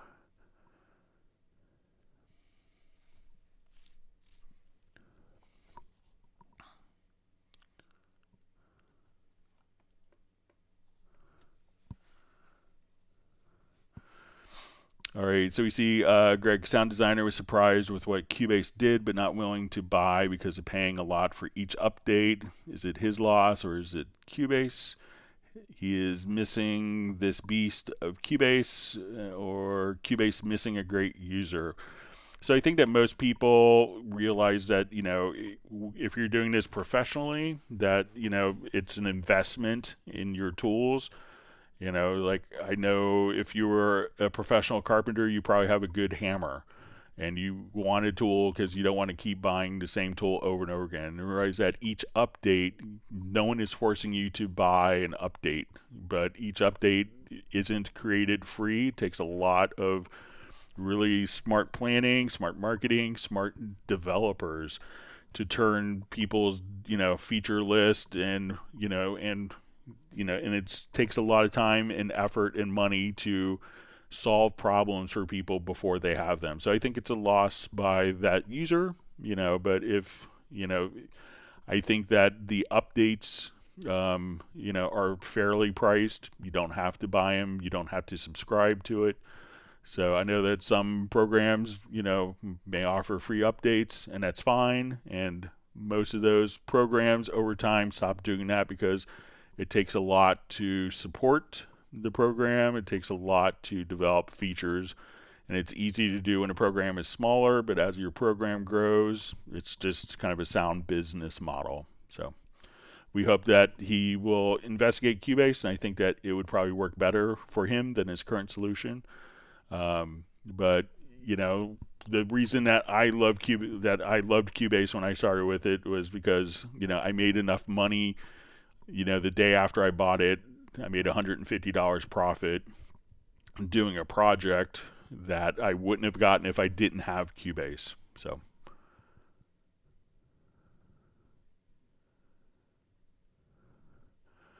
all right, so you see D. Lapins. Hi, I'm always watching your videos. Can I ask you a question? Certainly. So just type in your question in the chat field, and we're happy to answer all the questions.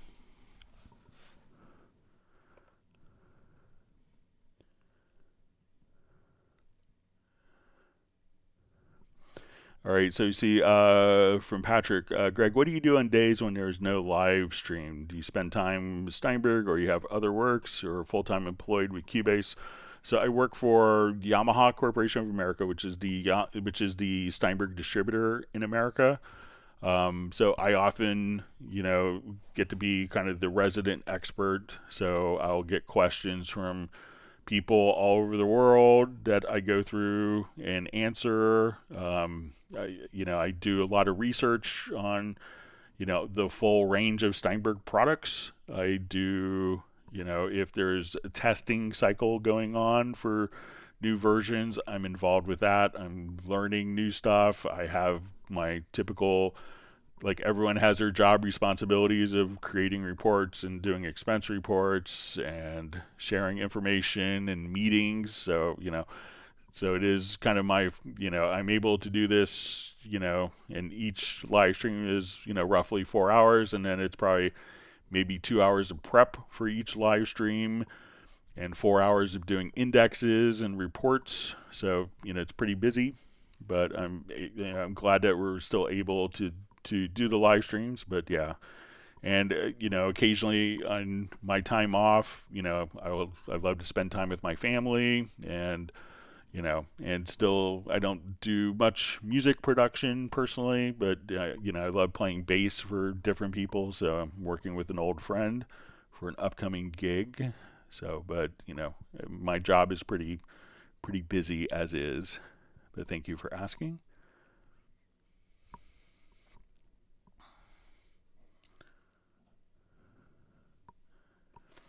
All right, Jason Sykes smashed the like button.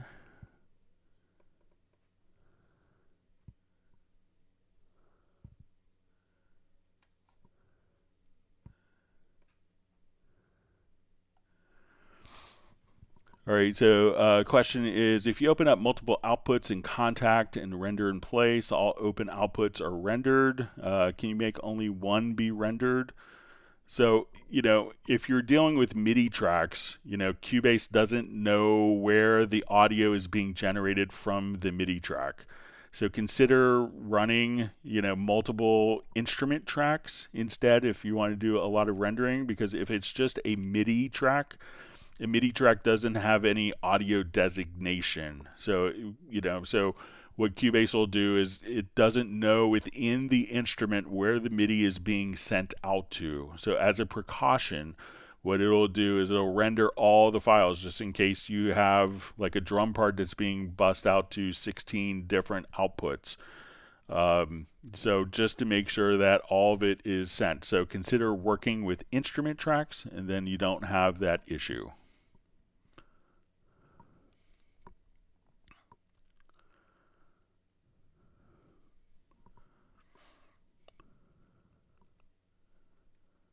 All right. See, Anders is going to get some music done, so thanks for joining us on the live stream. All right, so Patrick asks, Greg, can I split my MIDI keyboard with different instruments, like synth playing on C1 and string playing on C5? How do I do it with different synth? All right, so let's say I have different instruments here. We'll go to this project. And I want to do just a split. So we can do that using the just the input transformer.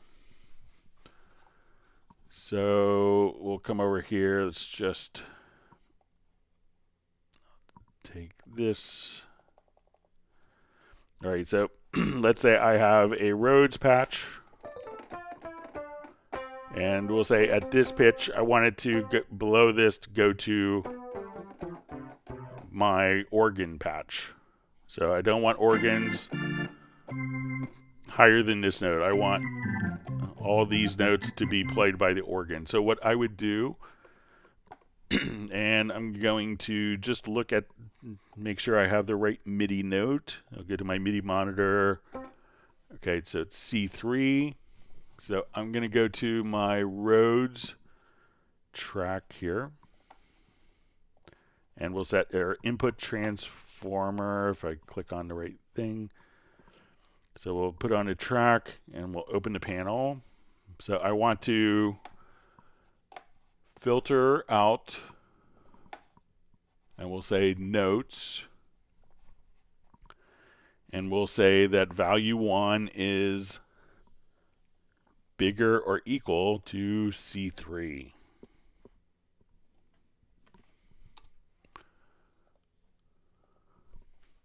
And you could actually just click on the MIDI note and that will put the field in. And on my organ, I want to filter out notes that are higher than C3. So again, we'll go to our input transformer. We'll do it on a track.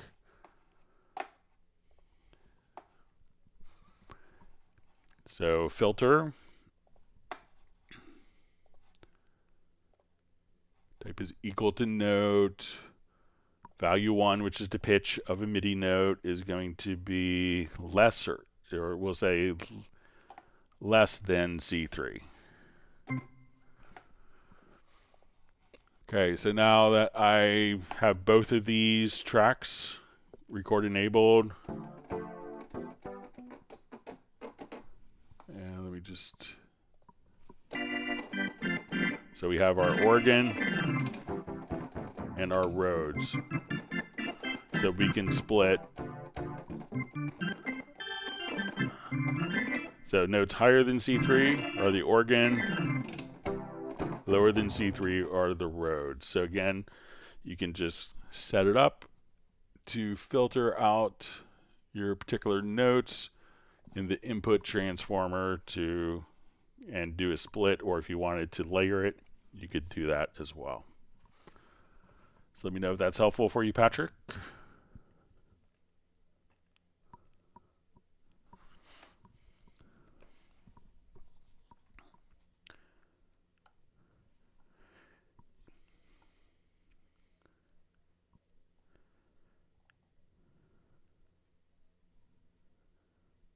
And if you're doing it inside of Hallian Sonic 7, you could split there as well. So say if you have Hallian Sonic and you have one instance,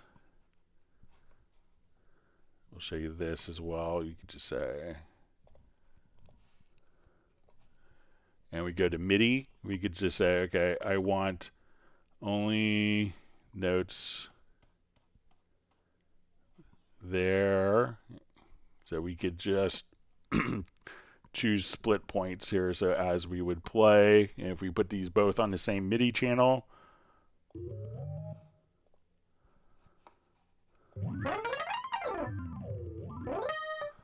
so that's another way of using a single instrument to do a split.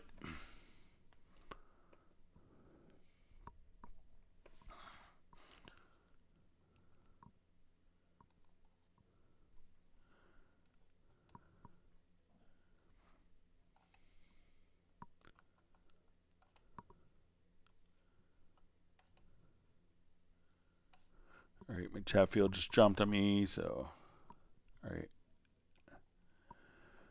Michael Pierce says, as a pro, he says he thinks the best super secret pros use in Cubase tips is the B and N keys.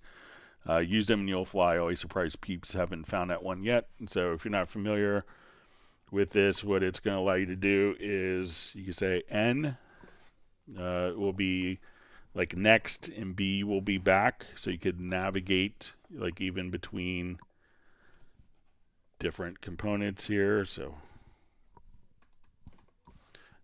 yeah, check out the B and N keys. It's a great tip.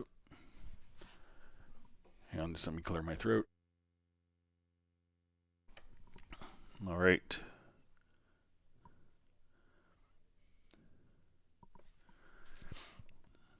All right, so we have Rodom from Israel, who's happy to be joining the live stream this week. Thanks for joining us and being on. Terry Gray says he picked up Spectral Layers 10 a few days ago. It's an incredible piece of code. So yeah, it's kind of scary what they're doing. All right, always wonderful to see Captain Energy Music checking in from near Harrisburg, Pennsylvania.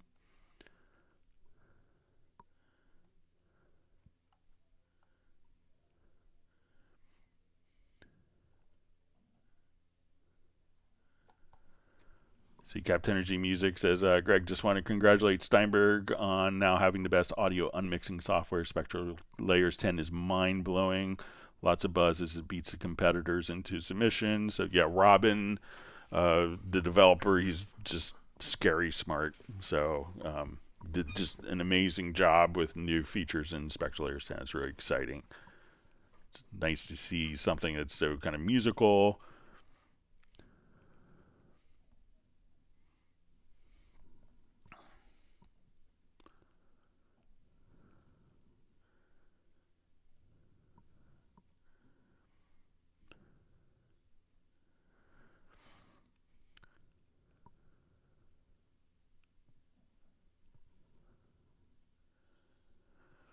All right, so we see comment from Patrick. Just says, Greg, on pre-internet days, songs were great, sounds were dull. But nowadays we have everything but all songs sounding the same. So does Dawn Internet make us dummy, or do we feel like that where it's wrong? So I think a lot of times, and one thing that I appreciate about Cubase, is that it doesn't necessarily predispose me, doesn't put me into a particular workflow. Like, I think sometimes people tend to use the same tools too much. It's like, and it was like that earlier pre-internet too. If you were, into keyboards in the late 80s, you could watch TV commercials or watch TV shows and it'd be, oh, that's Staccato Heaven from a D50. That's this Korg M1 patch. And they would just be used so much because everyone was kind of using the same tools. So I think that some tools give you, everyone uses kind of like, it's really easy to use the same tools.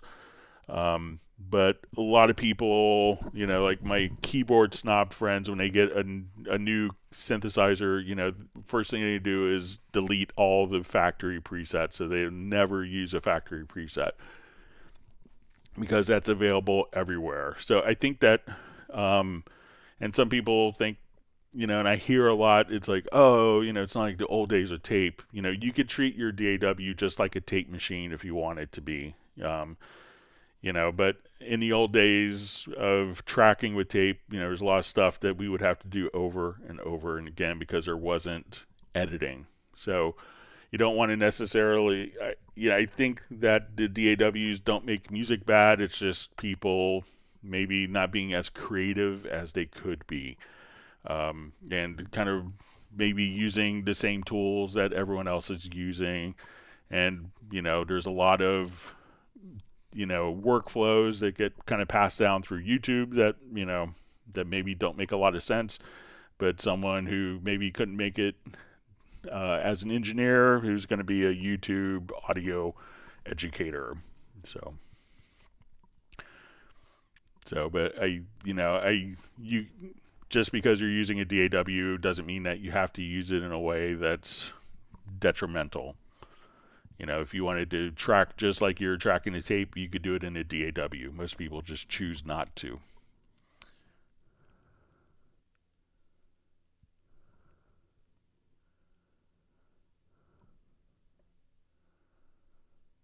All right.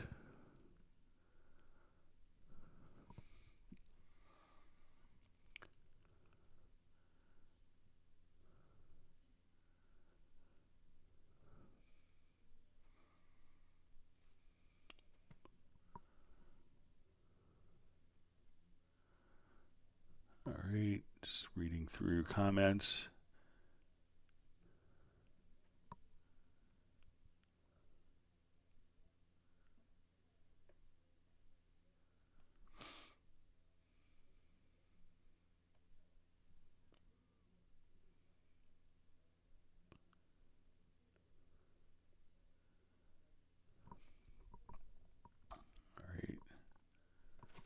All right, still reading through comments. Thanks for all the great discussion from everyone.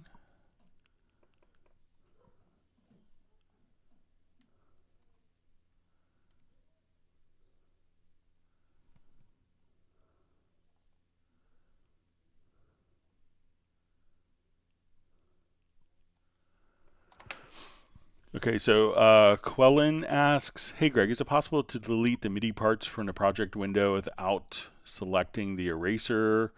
So like with a shortcut. So I think, so say I have this event here selected, just the backspace or delete key, I think would, maybe not. Thought that would work.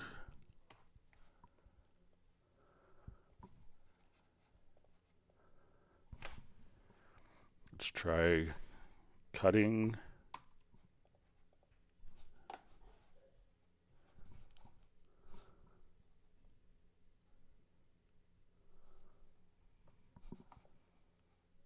All right, so here.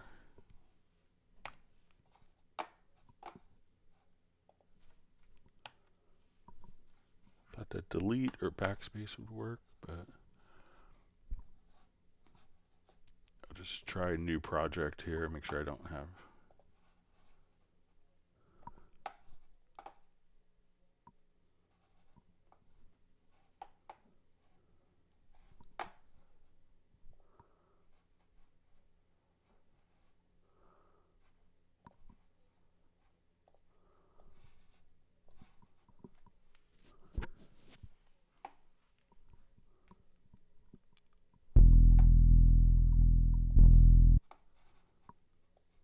Okay, so let's say if I'm here.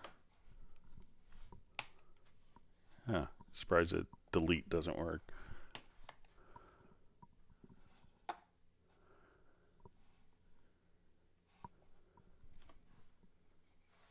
Let me just try a modifier key with.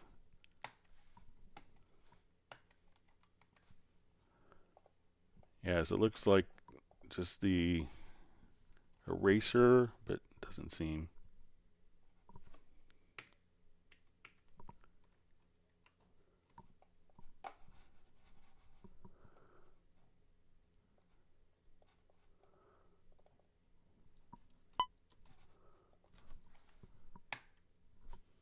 If it's empty, looks like that deleted it. Let me just draw some. So select. So it looks like just on an empty part, just the delete works. Let me just try recording in.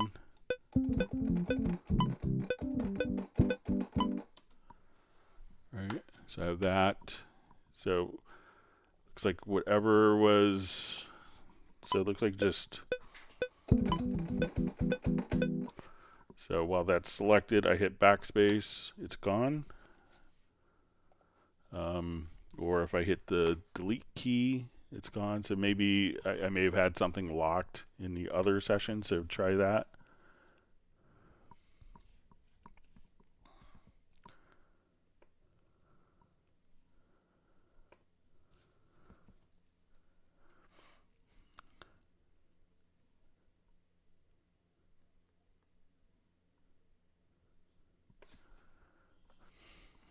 See discussion of tractors from Michael Teams. And you see Nick just saying music, food, and tractors now. The stream has everything.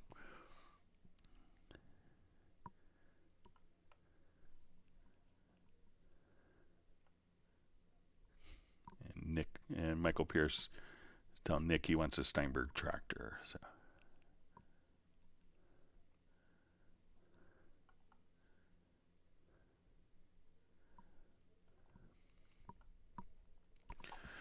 Okay, so a question. Hi, Greg. Lately, when I open up iCloud synced project on second Studio Mac Mini M1, Howling and Sonic SE3 programs are not loaded, and there is not any warning when opening the project. What could be the cause? So I'm not sure if you're...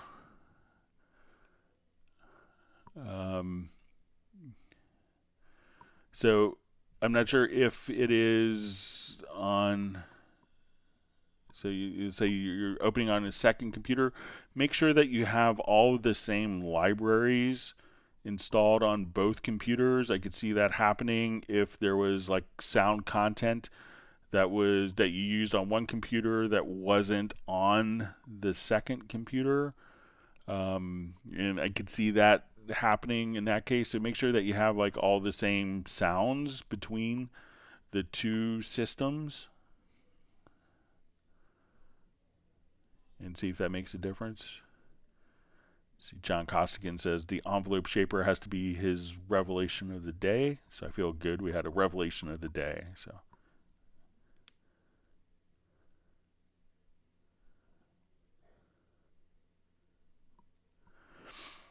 Okay, so we see Fidel from France asks, hi, Greg. How could we solve the conflict between bass and kick drum? So a lot of times what you could do is, let's see if we can find, I'll just do a different.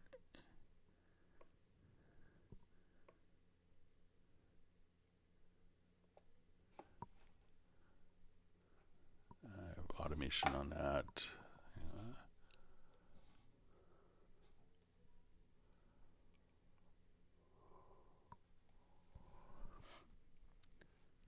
All right, so, one of the things is you could always try to tune, sometimes if the kick drum doesn't sound good or the kick and bass aren't really fitting, sometimes, making sure, let's see if I have this in my recent projects.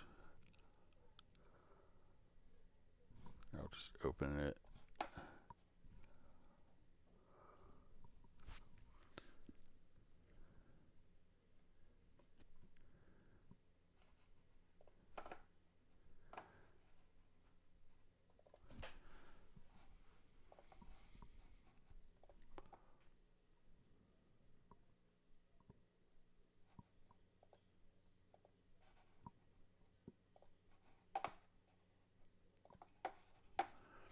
Okay, so let's say we'll take a look at we have 2 kicks.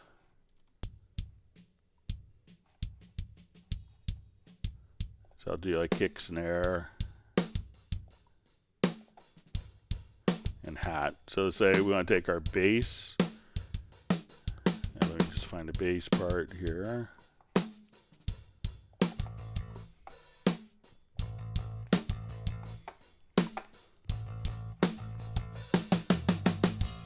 So one of the things that could be like, let's say if you have your song in a particular key. So let's say I want to take my 2 kicks. If you're finding that they're clashing, is just to come over here and like frequency wise, feel free to kind of transpose.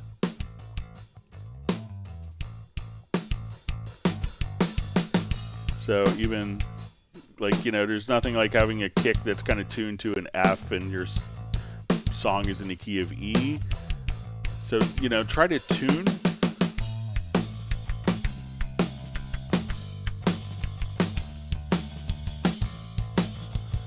The kick to different frequencies if it's clashing.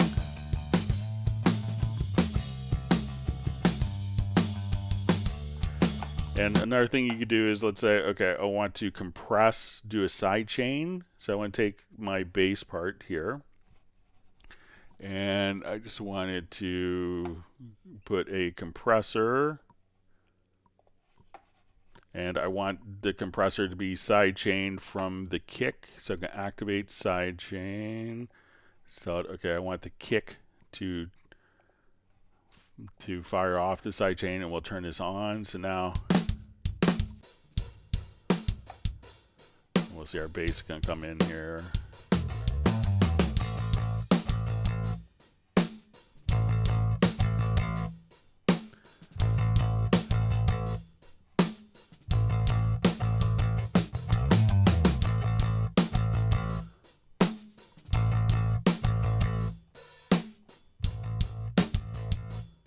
So if you want the kick to be a little more pronounced, now every time that the kick comes in,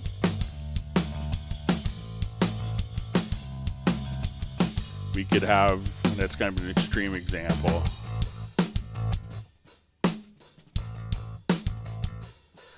But now like the kick is coming through more clear.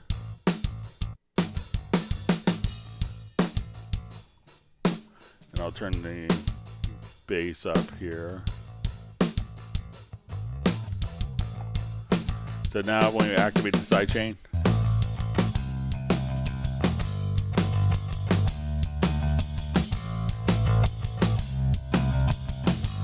that way the kick could compress the bass when the kick is coming in, so the kick kind of stands out a little more.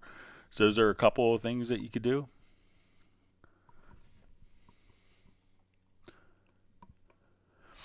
All right, so we have a question. Hi, does Cubase work better or more stable on Mac? I found it to be, stable on Windows or Mac. So,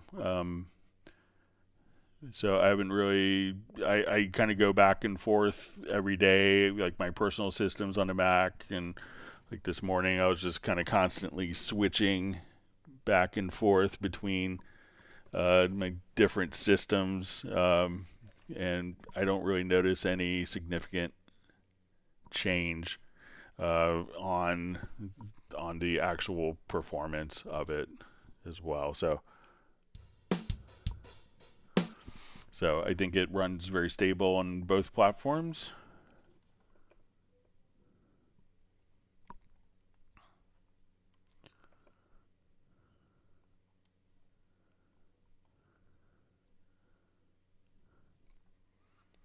See, Michael Pierce just says he finds his Mac crashes more than his PC, but I think that when the Mac crashes, it's just prettier. You know, it's not as stressful as when your PC crashes, but I haven't had crashes in a long time.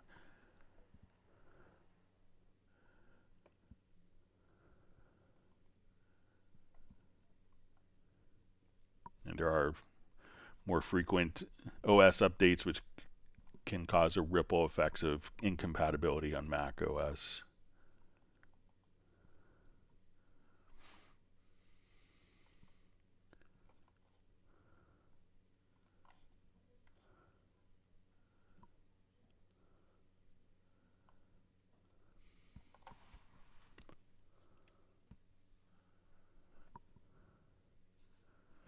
See, Benny says, mixed a song for a customer using Studio One. When the customer saw what could be done in Cubase, he switched to Cubase 12. Bang. So that's good feedback. All right, always wonderful to see Cubase X on from the Netherlands. Thanks for joining us today.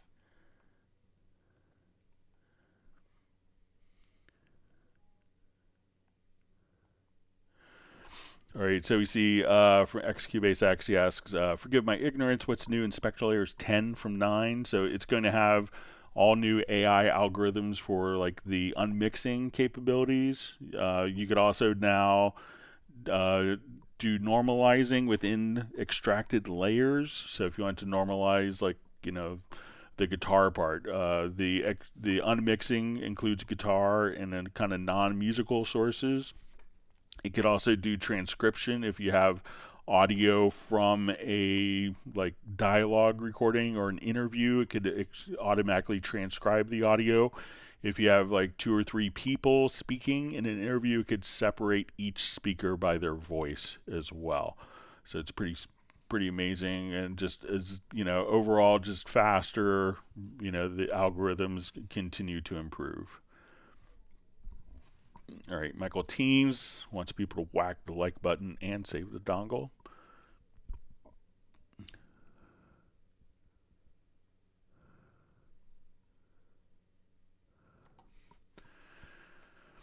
Okay, so Rodham Pick asks, it's a bit of a trivial thing, I know, but I found myself editing drums in a key editor and 2 notes, even there, are at the same time trying to differentiate one from the other, changing velocity. All right, so the drum editor is really good for like exactly this, but I'll show you a trick in the key editor as well. So just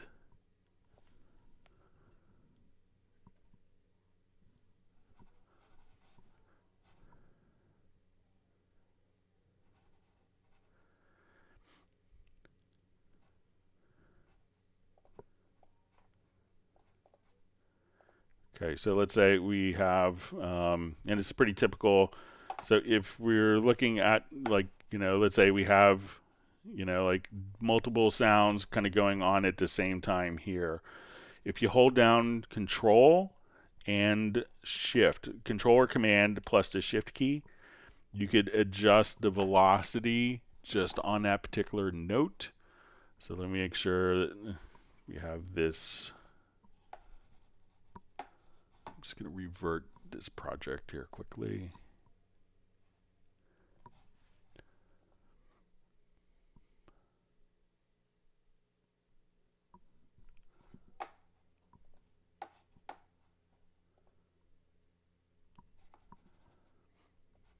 Okay, so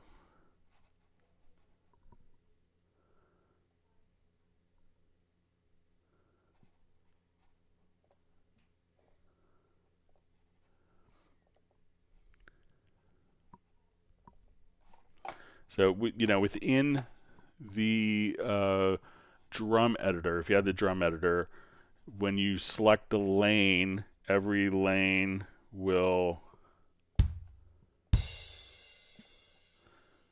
You know, so as you select a lane, you could adjust the velocity. Now, if we're in the key editor for this event, so we'll come over here, let's get to the key editor.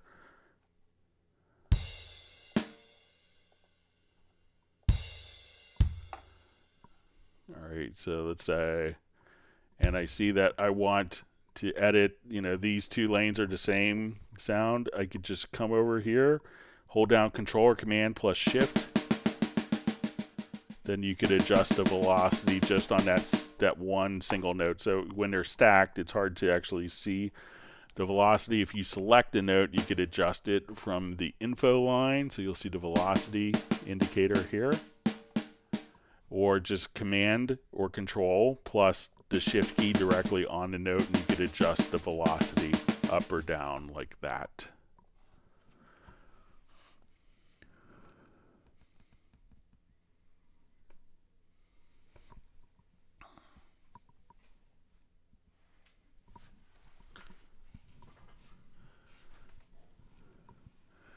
See, Michael Pierce says his favorite sound I used to hear was from an advert for a product called Otech, straight off a Chord 05 RW. Always made me chuckle.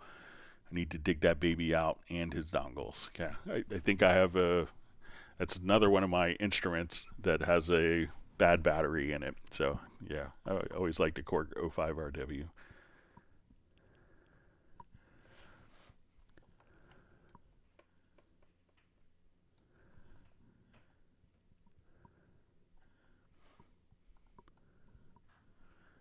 See, Graham Witcher just says that he admits he hasn't used his dongle since last year to Michael Teams. So.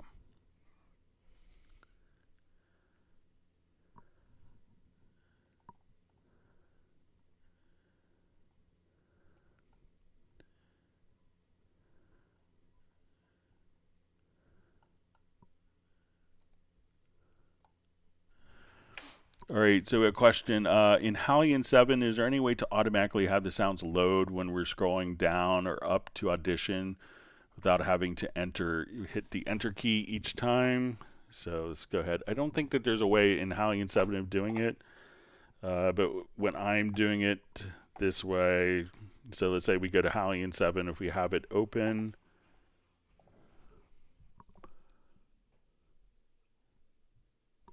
sorry, I have a weird annoying hum today. I'll hopefully get fixed for Friday. All right, so let's say if we're auditioning sounds here, so let's say we want to go to FM Labs. All right, so we have this, and so as I scroll down, you know, we would select, and then you could double click on enter. And I know that's not what everyone wants to do, to kind of load it up.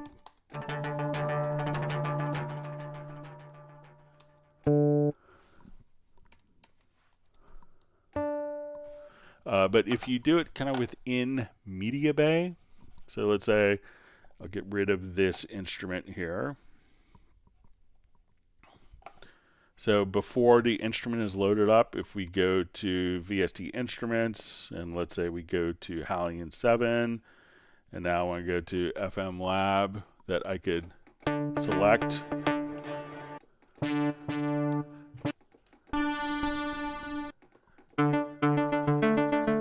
And now I could audition presets.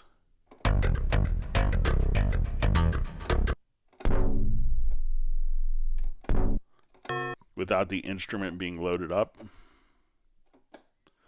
So maybe consider just auditioning the different presets before the instrument is loaded up, and then if you want to load that, just double click, and so maybe if you use the Media Bay to browse, you don't have to hit the enter key. You could just kind of scroll up and down and do the browsing there. So maybe give that a try.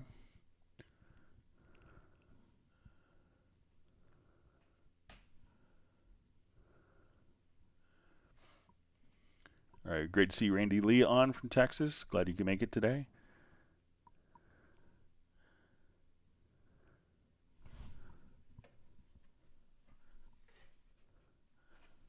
All right.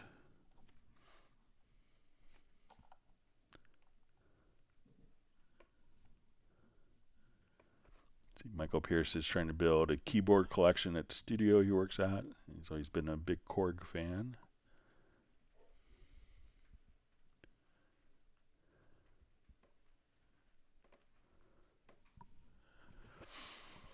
All right, so Mel James asks, hi Greg, importing a session digitized from tape including counting cues, music does not start precisely on bar. How do you align start with bar for all tracks? So like really all you'd have, so let's say we have our music starting, and I'll just drop this like in the middle. So if you wanted to, you could grab the warp tool, and we wanted to choose warp grid, and I can say measure 5 starts right here, measure 6 is there. So I'll take this out of musical mode so it's not stretching. So at this point, once you have the warp grid, what you do is basically move the time to fit with the event, and that way the measures can be just moved just like that. So try the warp grid tool, and then just go right underneath the measure, and then you can move where that measure is in relation to the event. So let me know if that's helpful for you.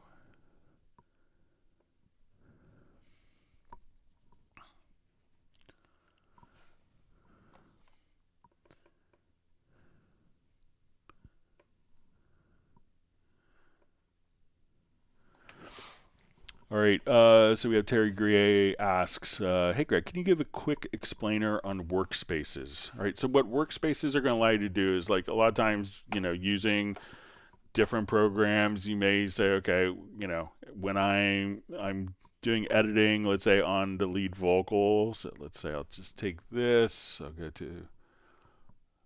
just bounce these together.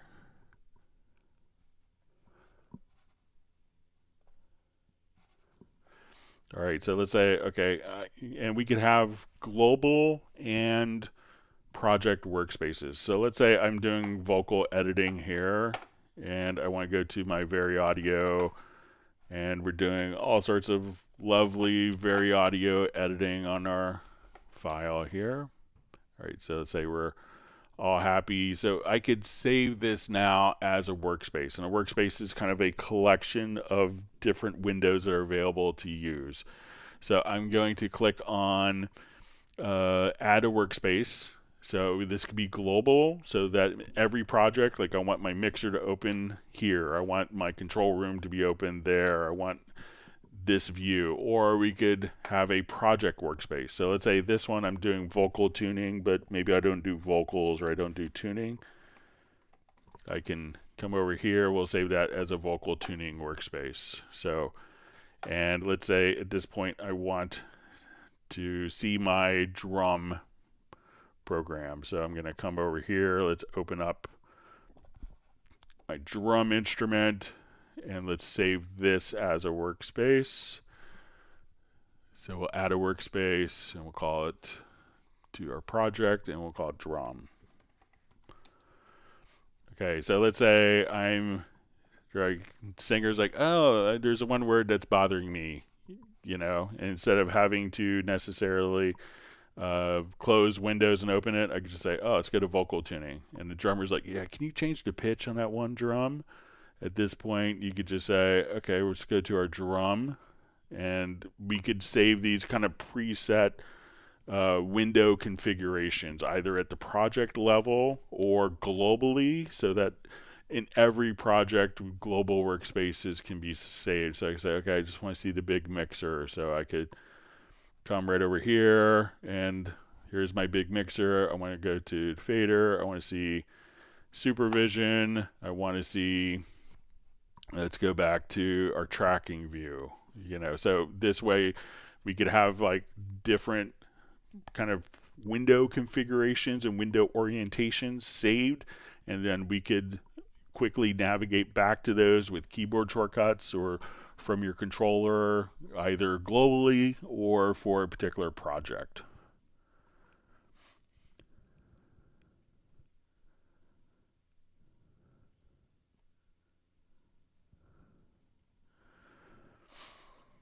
Okay, so we see question from Ashan. Hi, Greg. How do I fix an audio recording to be on tempo? Okay, so there's kind of two different approaches to this. One is you could have the tempo follow the audio, or you could have the audio follow the tempo. So in either one is perfectly fine depending on the situation. So let's say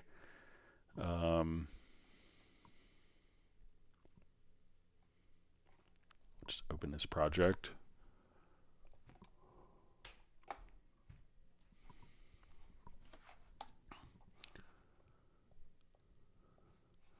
Okay, so let's say as I'm listening to this,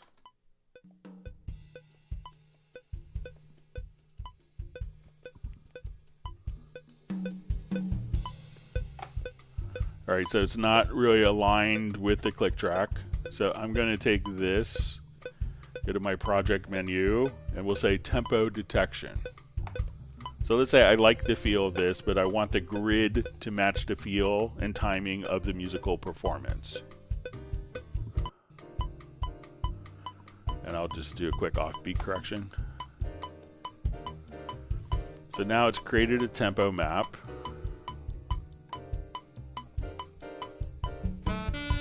So we see the tempo map and we're like, okay, and sometimes you may have pickup notes. Like this is the downbeat. So it figures out kind of what the beats are. So it's going to place it into 1/4. And I want to say, okay, this is our downbeat. So this is where 4/4 starts.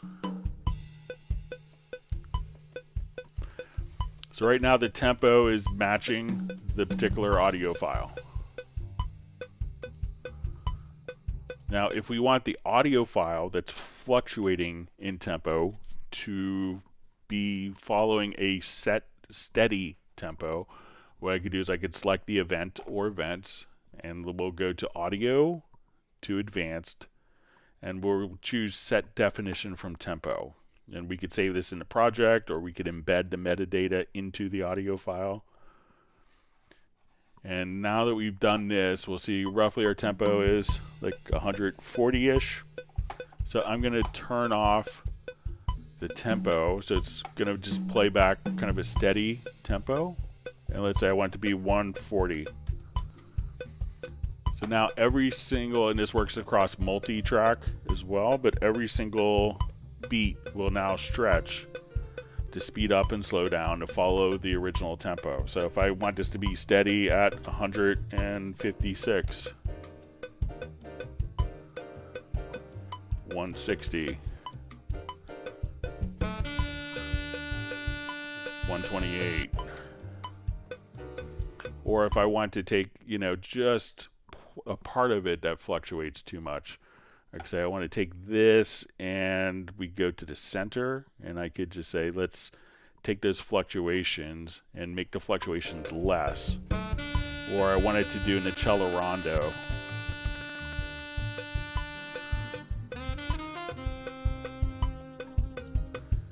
So it speeds up, then back to our regular tempo.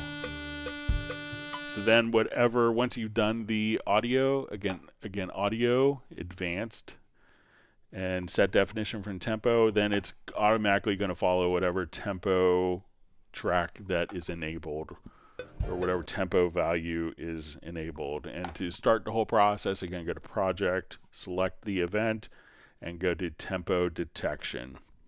And that will automatically just figure out the tempo for you.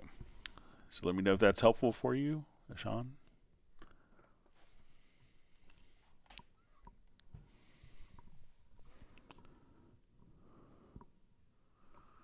See, development of a voyage. It says, thank you for answering my questions, Greg. You are the man. Well, thank you for asking the questions. Otherwise, we wouldn't have a live stream.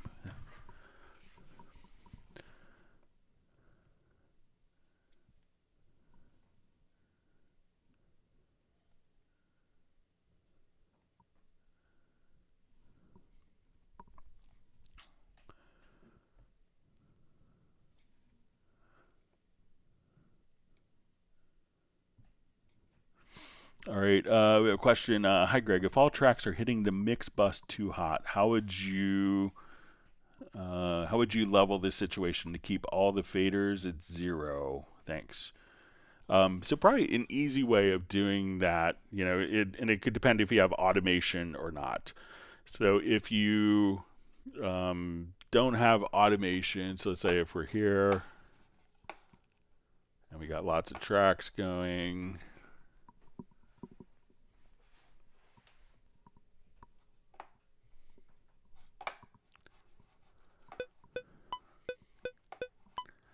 and let me just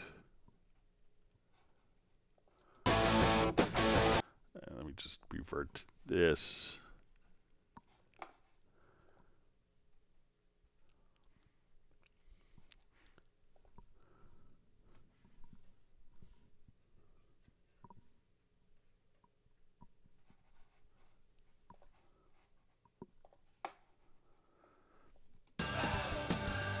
All right, so let's say if you have a lot of automation, what I would do is probably take all the tracks. And the tricky thing is, again, with automation, so let's say I want to take that track, and let's say all of our gang background vocals, and I'm going to right click, and we could just assign these, add a VCA fader to the selected channels. And then you could adjust the VCA fader down. And, once you do, I'll show you just on a kind of a smaller scale. So let's say I want to take just my drums here.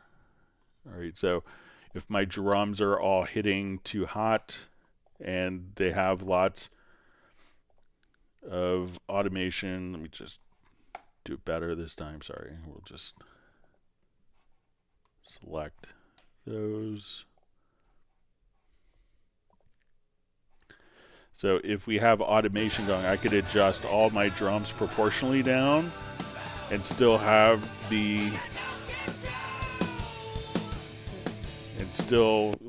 if this track was going up and I wanted to bring it down and this track was going down, we could kind of attenuate all the tracks using a VCA fader and not affect the levels going to the effect send.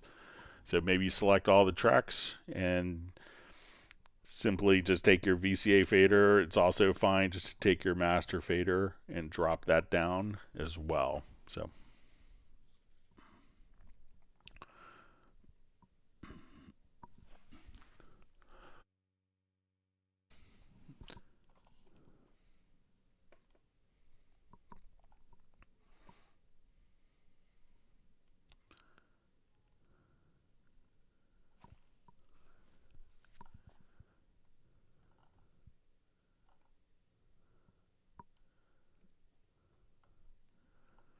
all right, just reading through comments. Thanks for all the wonderful questions. And again, if you have any questions, you could always send them in advance in the future.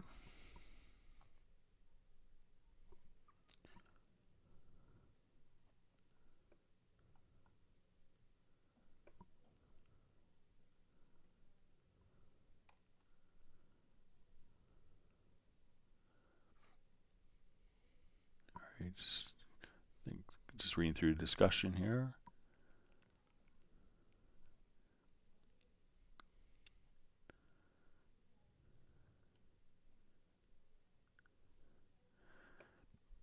You see Peter's left the live stream for a bit to join his wife in the pool. That sounds nice.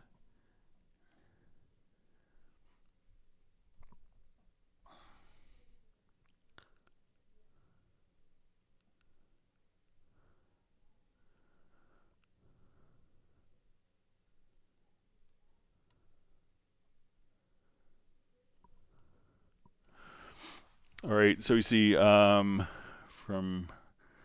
it says, hi Greg, I have a Novation Impulse Controller question. I want to use Cubase for live performing. I have VST instruments in tracks. I found out the way to switch between VSTIs is to perform live is by arming a record on each track I want to play. The thing is, I have 8 assignable CC buttons on a controller. Is there a way to use those buttons to switch between VSTI's tracks if I have more than 8 tracks instruments? So often what I would do for like a live performance situation I see a lot of people doing is just coming over.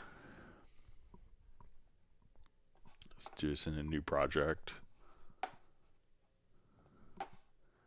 And you could also check out like VST Live is really well suited for this. It's kind of a purpose-built live performance situation solution. So let's say I just wanted to come here and we'll just,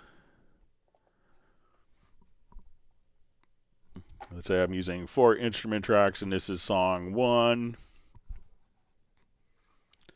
And I will, so what I could do is just come over here and I'm going to add these to a folder track. So we'll say move selected tracks to new folder. Okay, and we'll call this song 1.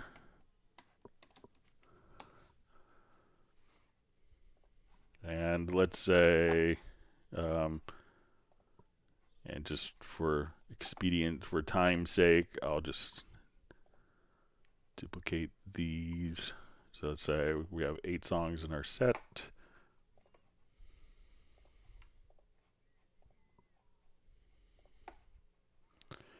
Okay, so we'll call this song 2, song 3,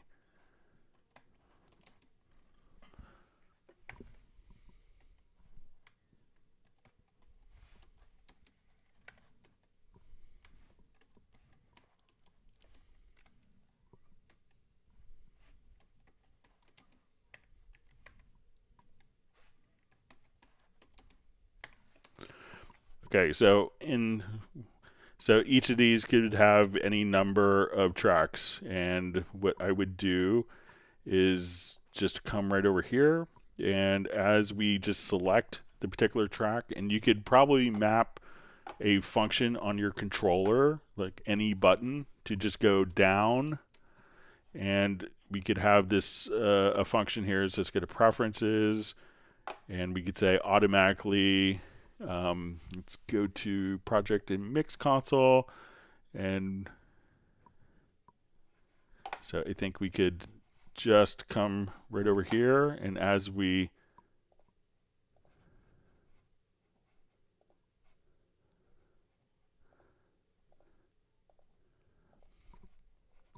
like as you're playing, all you'd have to do is just to take this track, and then you could just navigate down, and then you could play all of the different patches on your different MIDI channels for each song. So if you just come right over here and just select that, now you're playing song 2, you go to song 3. So if you want to set up 2 commands, one is, and you could have it trigger a macro. And we could say if we wanted to build a macro that's triggered by a MIDI message, you could just say, navigate down and arm track. And then that way, every patch that you would need could be just set up directly there. So that's one way that a lot of people use to do live performance. But check out, and I think you can get a trial version of VST Live, and you could actually take your Cubase projects and import them directly in, and you could do so much other stuff for live performance. All right, always wonderful to see Charles K on. Glad you can make it today.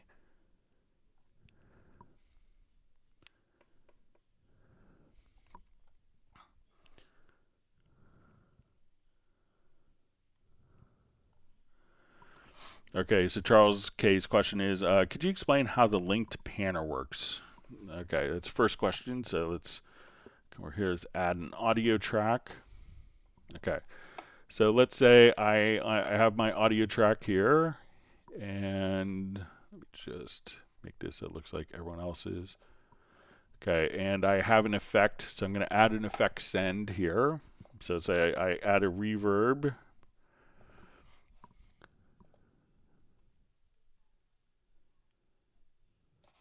Okay, so we now have our reverb on. So when we go to our panning for our sends, we can see that as I pan the source, that the reverb will automatically be panned as well. And if we go to this little drop down menu, we could uncheck link panners.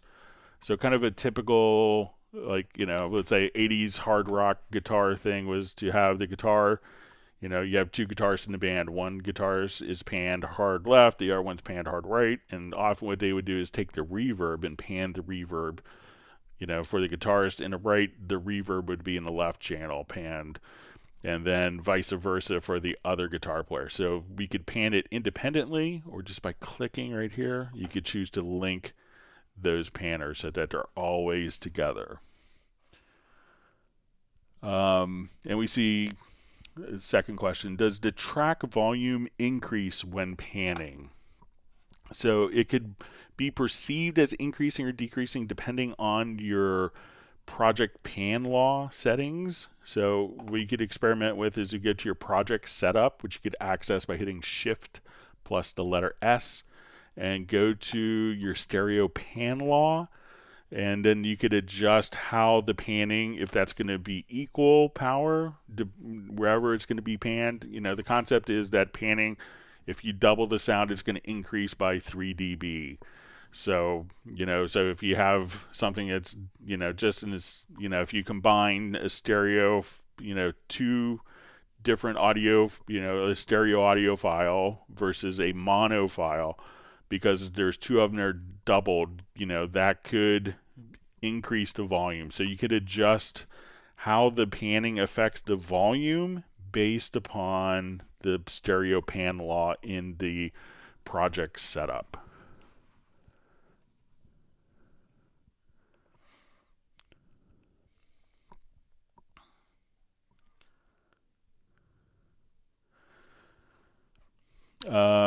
See, great. I'll try VST Live. Do you think I could control more than 8 instruments there with 8 buttons, faders, better than in Cubase? I would say for a lot of stuff where you're going to be like switching sounds in the middle, you could have different scenes that are saved. It's like, okay, I go to the chorus, and then when I go to the chorus, the strings are layered with the piano and organ. When I go to the bridge, it's going to be these sounds, so all those can change. So yeah, definitely check out the VST Live. It's a wonderful solution.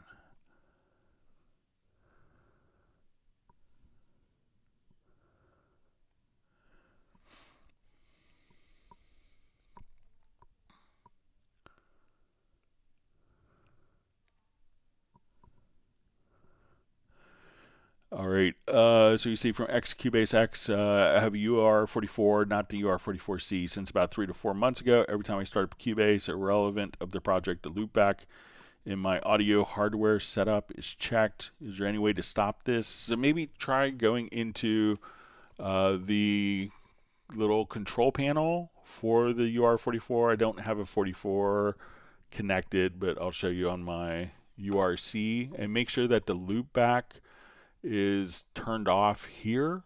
So make sure that you have it turned off in the editor as well. And it could be just assuming those settings because that was resident maybe before Cubase started. So try turning it off in the editor program.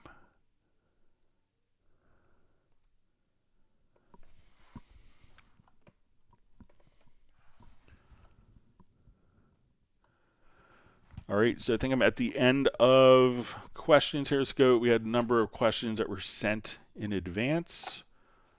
So let me open up my Word document with the questions. Thanks for all the wonderful questions from everyone. And if you've learned something new, make sure that you do hit the like button. And if you haven't subscribed to the channel, make sure you do that as well. All right. All right, so we had a question on Friday's live stream, is how to copy markers from a Wavelab audio montage into a different audio montage. All right, so let's go open up Wavelab.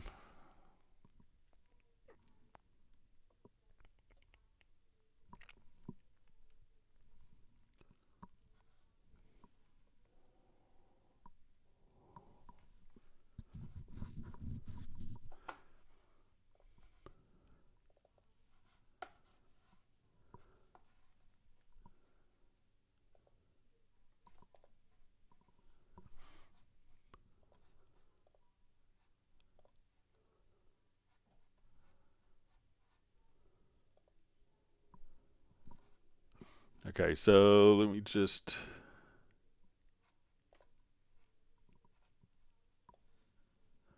Okay, so let's say this is our montage, and what we want to do is kind of, let's say, copy like CD markers was the question, and how to copy the CD markers from one montage to another montage. So I'm going to come over to the CD tab, and we will click right here, and we'll go to our CD wizard. And as we do this, it's going to automatically put our CD markers and make kind of default 2-second gap.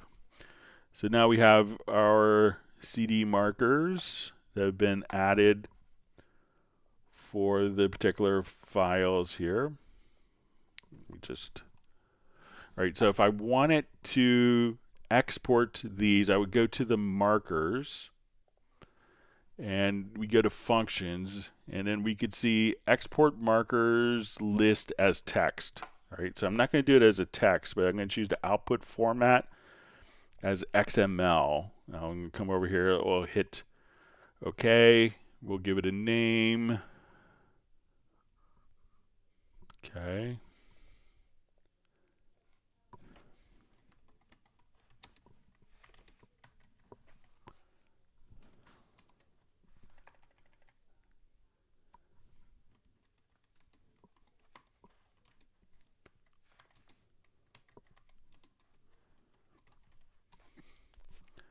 Okay, so we have that. Okay, and I'm just going to copy this file to my desktop. Okay, so now what I want to do is we'll do a new montage.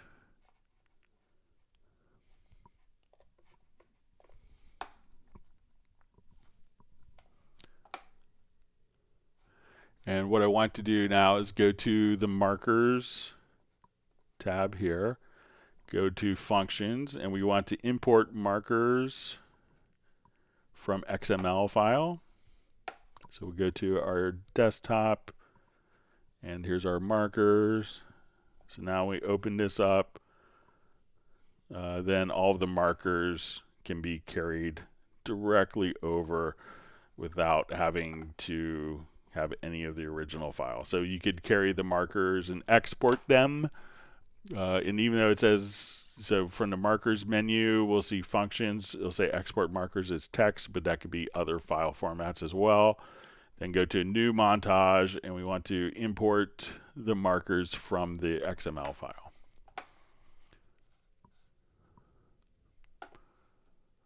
All right. Just jump back to Cubase here.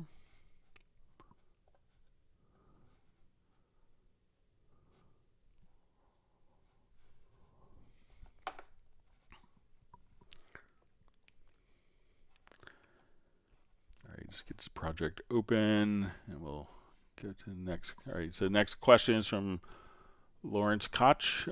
Greg, could you answer on the live stream Tuesday? I have a multi-track recording that is live recording of a jam. I pushed record at the start of the jam and captured about 3 hours and 30 songs. What is the best way to break up these into separate projects for each song?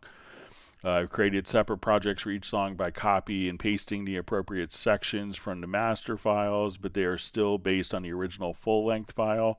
What is the best way to create new files that are only clips of the song, so the files are the full length of the songs? Okay, so if we come over here, there's a couple ways of approaching this. So when we want to do a particular file, one is just to set like markers, cycle markers. So let's imagine this is our 3-hour recording. Okay, so we could just let's add a marker track.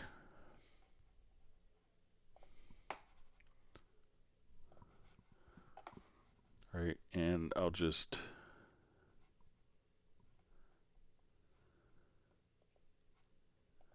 add a second marker track. We have some markers in there.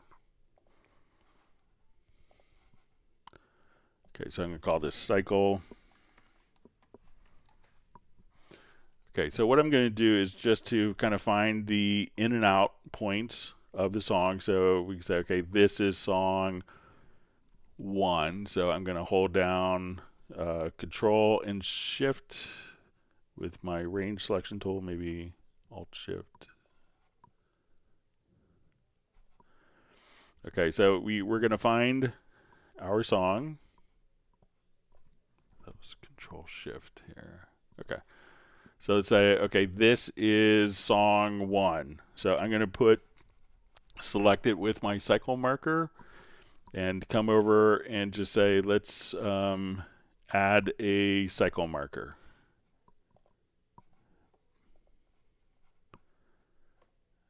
All right, so we'll just select this, and as we click on cycle, and let's say this is song 2. So again, we'll come over here, let's add our cycle marker. Song 3, 4, etc. So just kind of go on. So and you could label these markers kind of whatever you want to. If you go to the marker description, you could give the song. So if we go to description, we say this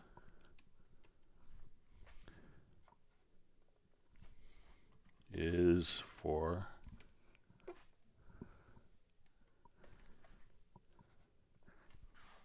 breaking apart my creative song titles. All right, songs. Okay, so you could give them the name of the songs and the markers if you wanted to. So now when we go to export and we do our export audio mix down, I would select multiple, select all my channels, and then on our export range, we would just choose our cycle markers. And I'll just put this into the same project. We could put each of these into a different folder if we wanted to. And if we just come over here, I'll just choose to create audio track from these. So we'll say export audio.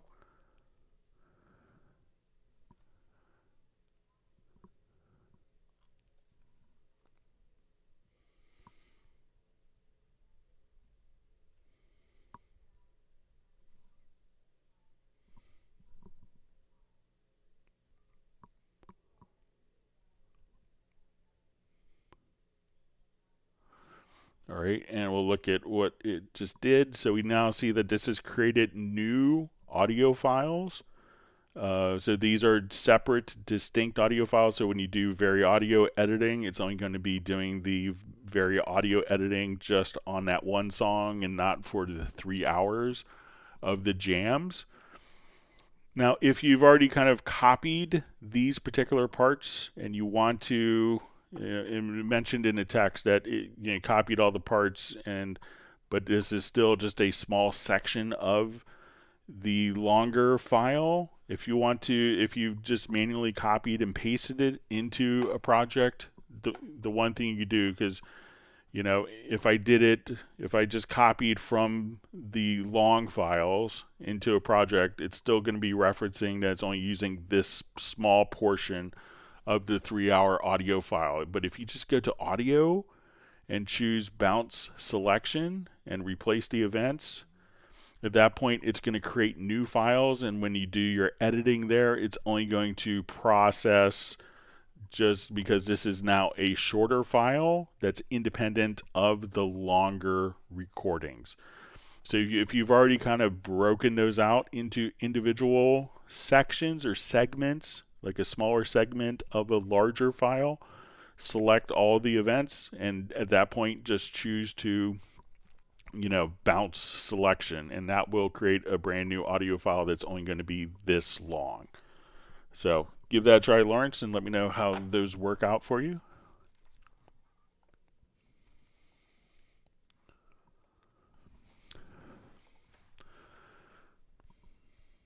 All right, so we see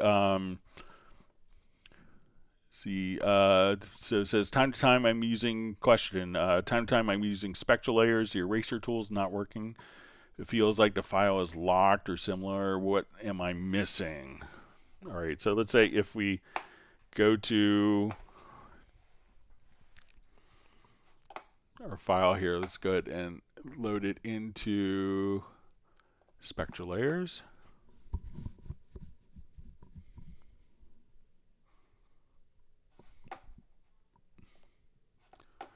Okay, so I'll just make it larger here. So sometimes, you know, when you use the eraser tool, you know, it may not, let's just kind of zoom in here. We'll just find some. So let's say I wanted to erase this, that sometimes you have to just use it a couple of different times to just erase, you know, because there could be, you know, different layers, like as we rotate and kind of take a look. So let's say if I erase just a part, I may get just the top of it here. So like as you are erasing, it may take multiple times of applying the eraser tool to get something to go away, because it's going to kind of do it in layers as it does it. So as we do your erasing, you know, just kind of hold down the left mouse button and kind of just drag over, and you'll see that the layers will basically just start to go away as we hover over with the left mouse button down.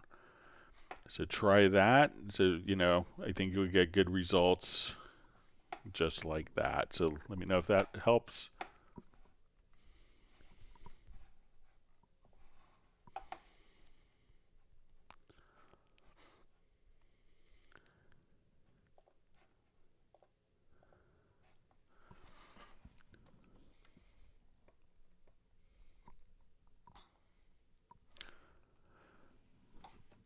All right, so we have a question. Hi, Greg. Sometimes I find an instrument sounding okay in stereo, but when I turn to mono in a control room to check mono compatibility, I find that the track too low in the mix. Which tool should I use to fix that? Thanks. So it might not have to be fixed. So let me just see if we can find, we can do with this, with the Verve.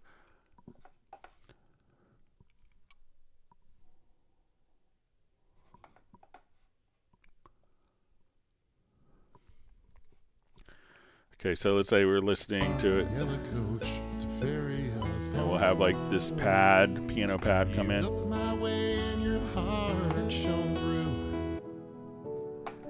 So if I come over here and just go to my down mix presets,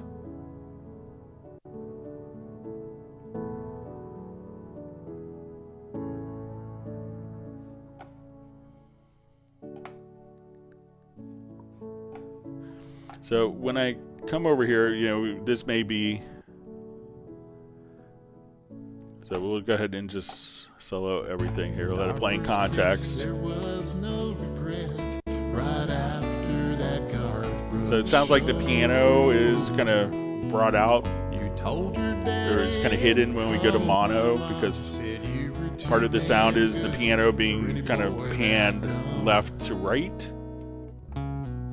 Soured words are now dead and dumb. That was a long, long time. So one of the tricks that you could do is just, you know, go to the panner here, you know, and I think it's perfectly fine if it, you know, if it sounds good in stereo, I would kind of err on the side of stereo.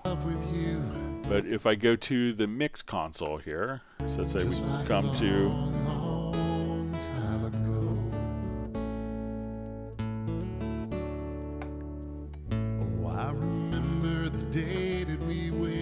so let's say we're in our stereo panner.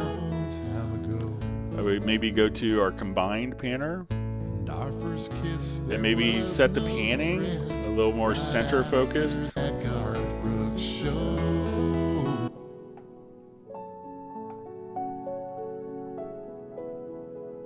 So now we're in mono. So let's say we go kind of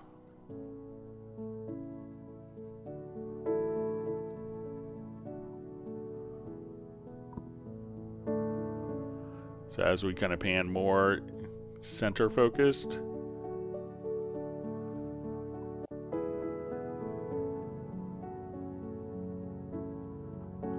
But a lot of situations, that's kind of why you use a sound like that. But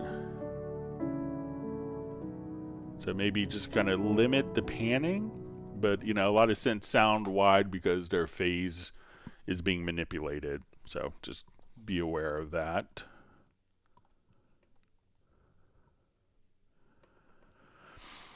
All right, and we had this from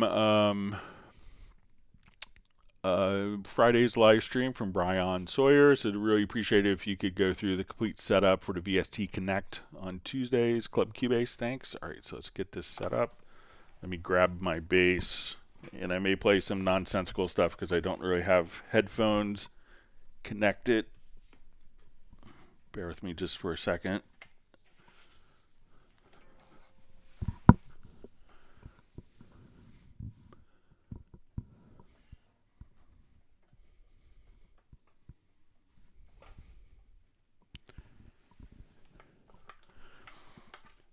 Okay, so let's say I want to set up kind of a VST Connect, and we'll see if we get it going from scratch here. Okay, so I'm going to add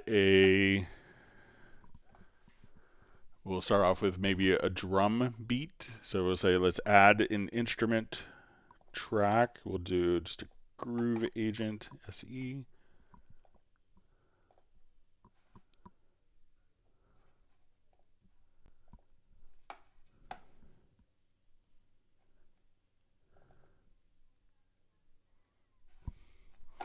Okay, so we'll come over and we'll set our pattern here.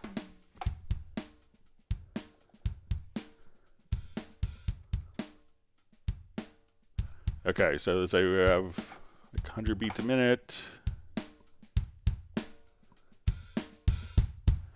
All right, so we want to set this up for VST Connect, like a remote recording session. So the person is going to download VST Connect Performer, which is free of charge, and utilize that for the so the performer that you're recording in, and this works as a peer-to-peer connection. So I'm going to, we'll just have us follow the transport here. All right, so we're going to go to VST Cloud, and I'm going to use VST Connect Pro since I'm on the same network. Everything will really kind of be the same. I'm going to go to my VST Connect Performer, and we're going to connect. All right, so we'll come over here. You can see my dark room I'm in. So the first thing we want to do is make sure that if we want to hear the audio, so we may get a message saying that the performer is not connected. I'm going to choose my audio interface that's going to send. And then we want to also come over to our setup here, and we're going to say which inputs. I'm going to go a mono source. And for this, we're going to just choose, we see our VST Connect, this track has already been kind of added. So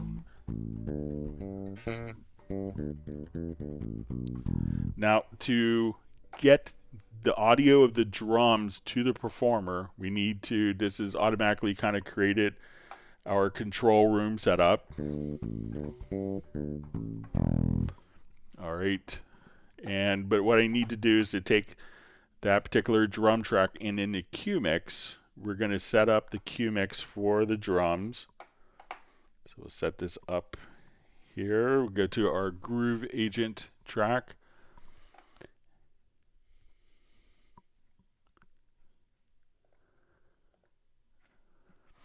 All right, and we want to go to our Q sends, and we'll see there's the VST Connect Q send. So I'm going to kind of juggle two different headphones here. Bear with me. I'm going to mute my microphone because I have a headset mic on. Let's see if I get two headphones on at the same time.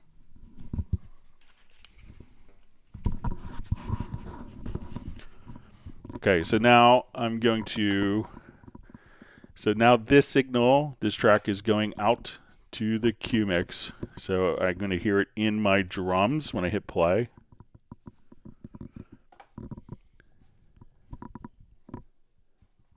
So let's just check our, see me with multiple headphones on. So we're going to just have this track.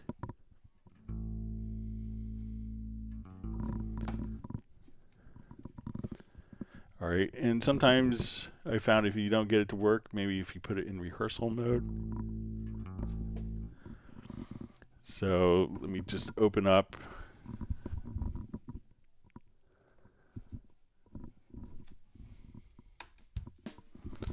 All right, so I hear the headphones. The drums coming in is kind of slightly out of time, so I'm going to record my bass.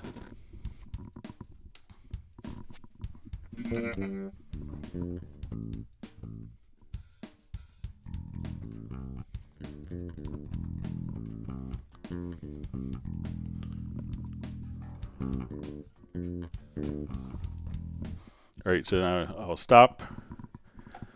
So what that has done is now recorded my bass part. You see my bass part recorded here. And now if the musician wants to hear their playback with the performance, we need to go to the Q mix on the bass player. So if you want, they say, okay, can you play that back for me? You would need to come over to the channel settings for the bass and make sure that that is going out of the Q. And now out of the performer's headphones, and we could kind of test the signal here. So this is the, you see this is the input source here. This is what is coming out of the studio, but this is the input from the person recording. So now when I play back, we could just have those two different setups. And so, sorry, this is kind of awkward for me with two different headphones on. But that's how you could get everything kind of set up for the VST Connect. So again, once you're in the setup and everything is connected, make sure that you have the audio connections configured here. This is the audio from your computer to the musician. This is the input from the musician. And then you could also try, to put it in rehearsal mode if you're still not hearing audio. So give that a shot, Brian. All right, let me just take my second pair of headphones off and put my bass down.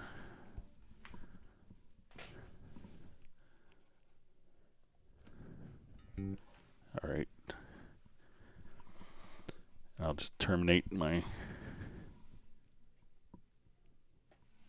session here so I can unplug my bass.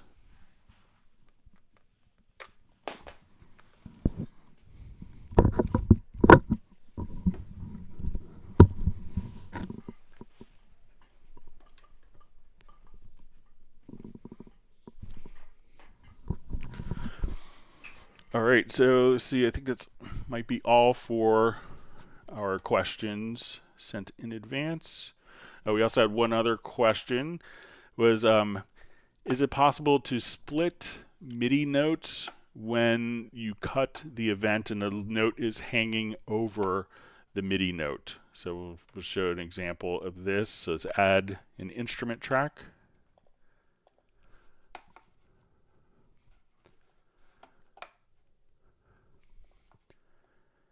Okay, so let's say I have a part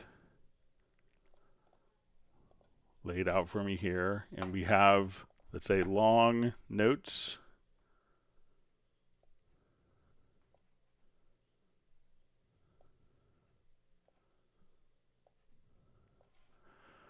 Okay, so we can see that we have long notes here. So, and the question was, if you split this event, can you make the MIDI notes kind of restart so it doesn't carry over? So if I come and currently we split the event, you can see that splits the MIDI notes. But to get that to work is going to be a preference. If you go to editing to MIDI, and then you'll see split MIDI split MIDI notes. So if this is unchecked, what you could do is, as we split, the notes would still kind of continue to play. And the notes are kind of almost orphaned in this particular event. But if I wanted the notes to be split as I split the event, again, go to your preferences and choose split MIDI events. And then once I do this, we'll see that as we split, that's going to create a split in the MIDI notes right there. So that now we could see these MIDI notes in that event, and as we split the MIDI event, the MIDI notes will be split right at that particular event.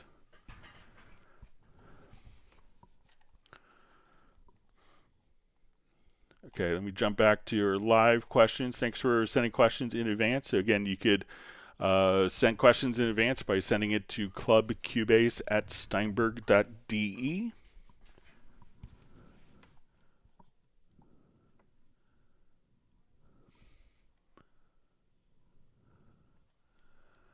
All right, always wonderful to see Sable Winters on the live stream.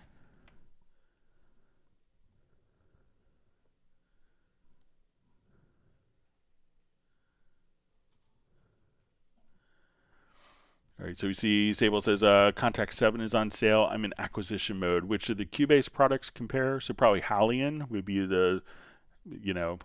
probably the most comparable, but Hallian is also synthesizer as well.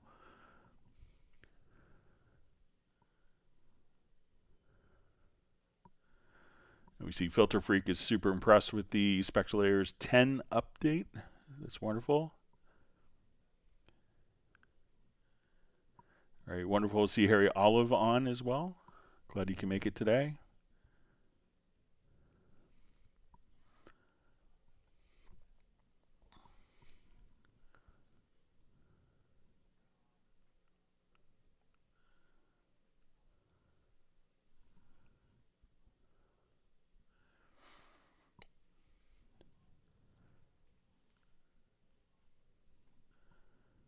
All right.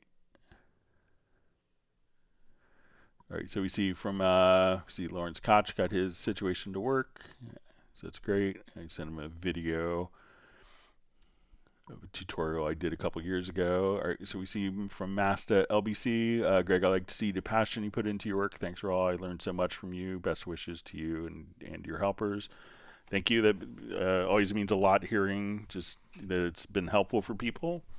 So thanks for the kind words.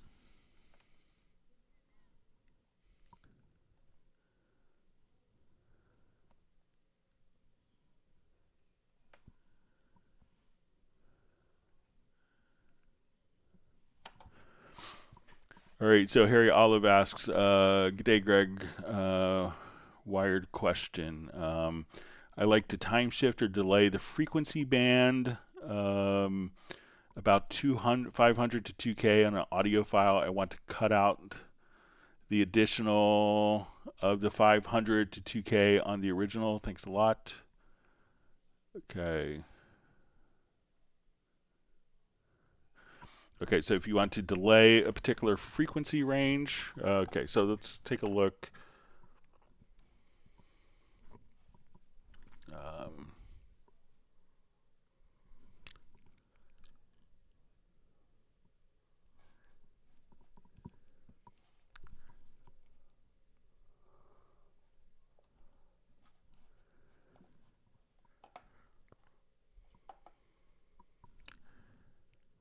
Okay, I'll just add an audio track here. Let me just...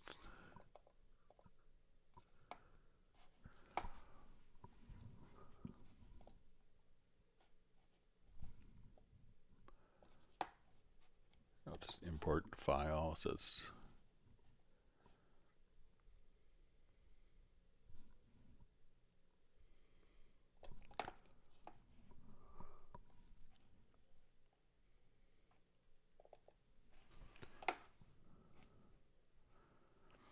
All right, so let's say we want to just take a particular frequency range and EQ that. So let's so let's come over. One of the things we could do is, I think we get to our inserts and let's choose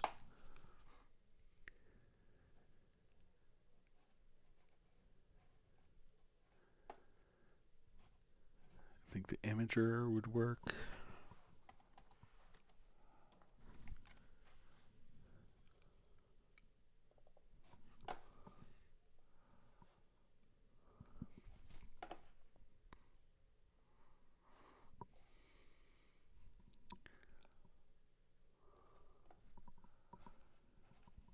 All right, so let's say we're going to take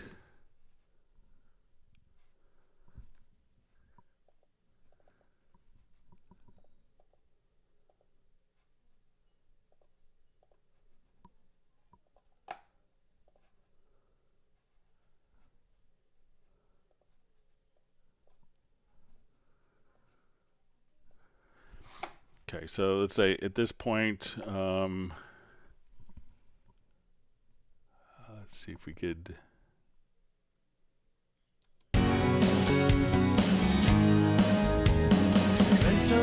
All right, so I solo, let's say this band.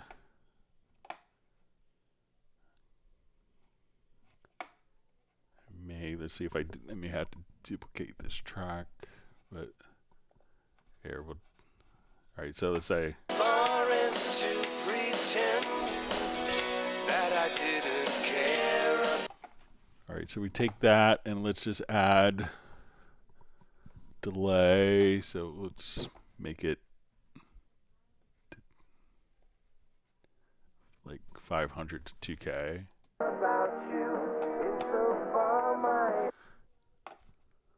All right, I'm going to use this as a send.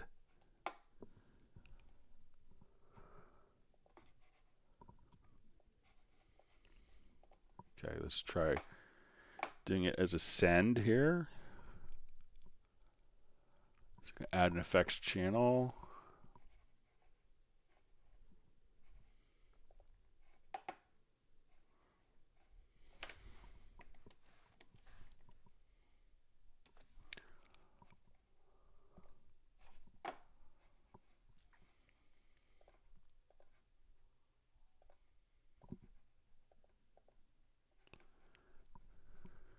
All right, so say 500 to 2K. And then on this effects return channel, after that, we just want to do delay. Let's say we'll do a half note delay just on those frequencies. All right, so let's come over here to our sends.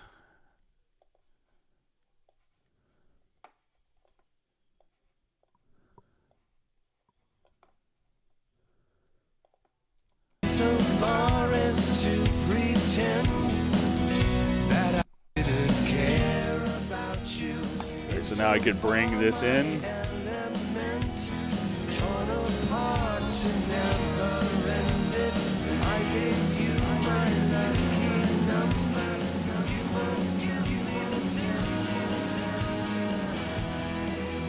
So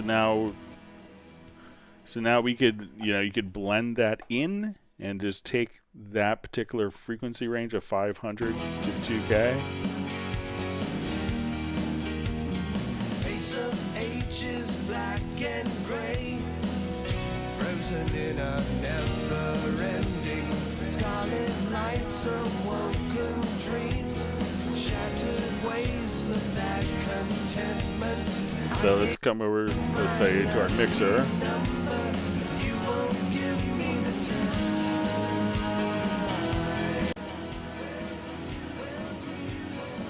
So then we're only applying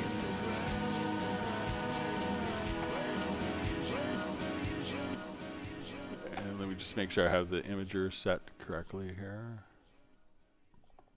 All right, we're just going to solo that band. All right, so now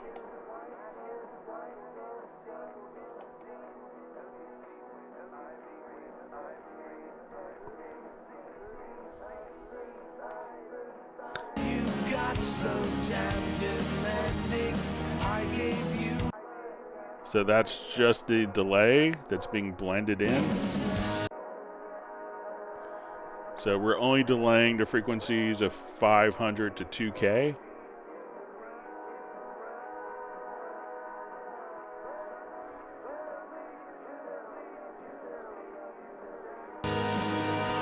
So we could have that blended in, or if you wanted to be completely isolated.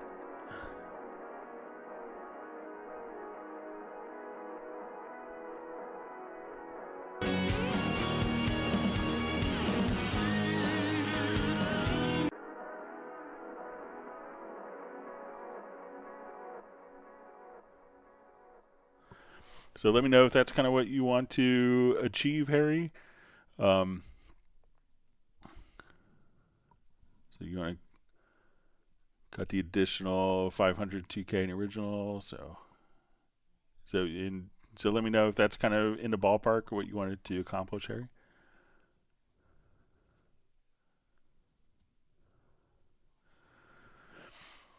All right, so we see, what about a patch bay function in Cubase, like a flock? Is there a possibility? We could route audio a lot of different ways. So I'm not familiar with, is it flock? But, if you wanted to, route audio, to groups and groups as inputs. So let's say if I add this, if I come here, let's add a group channel. I could add a group channel here. So let's just say, let's select that. Let's add a group channel to the selected channel. So we'll just say, okay, this is our catch. And then if we wanted to add an audio track just to record, that we could now come over here for this audio track, set the group, the catch as the input, and you could print internally, but I'm not familiar with like flock, but if there's a particular function that you want to accomplish, like that you would normally get through a patch bay, let me know, and I'd be happy to see if I could replicate it for you.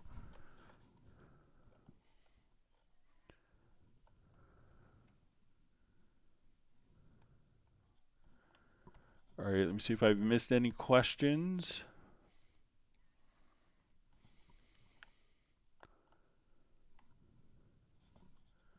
All right, so I think I'm at the end of questions. We'll see if there's any more questions that sneak in. Thank you for all the wonderful questions today. And if you have questions, you could always submit them in advance to clubcubase@steinberg.de. We'll see if there's any more that kind of sneak in. And if anyone else had revelations of new tricks that they learned, feel free to mention it. It's always interesting to see what new tricks that people have learned. And there's usually about 30 seconds between when I talk to when you guys hear.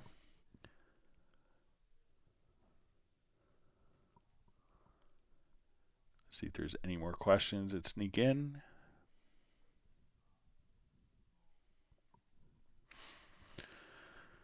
Okay, so we see a question from Value. Question, what is your opinion on trackball mice versus normal, or trackball mouses versus normal ones? When I was first kind of getting into computers pretty heavily, like, using them for several hours a day, I used to do a trackball.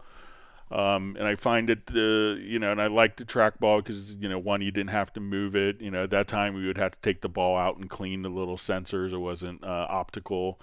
So that was always kind of annoying. The one thing that I tended to use mice, because I use the scroll wheel a lot, and I find that on a lot of trackballs that the scroll wheel isn't well integrated. Sometimes it's a ring around the ball, I think, like on the Kensingtons, and I know people are like, can be very passionate about their mice or track balls, but I find, since I do so much incrementing and decrementing with the mouse scroll wheel, I find that it's almost awkward on my thumb to use in comparison. If you do a lot of like scroll wheel, I find it, where you're doing it a lot, that it's more awkward to go around like a big ball. I think like the Kensingtons, it's a ring that goes around the main trackball.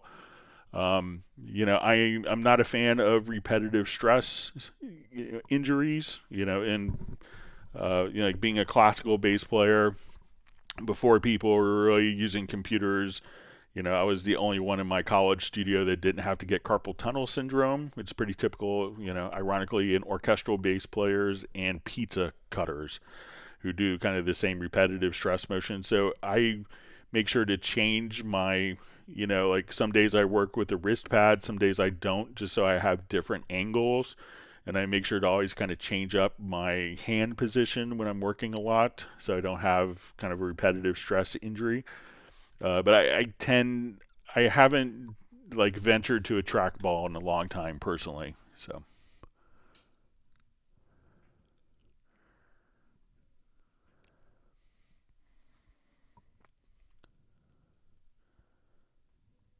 All right.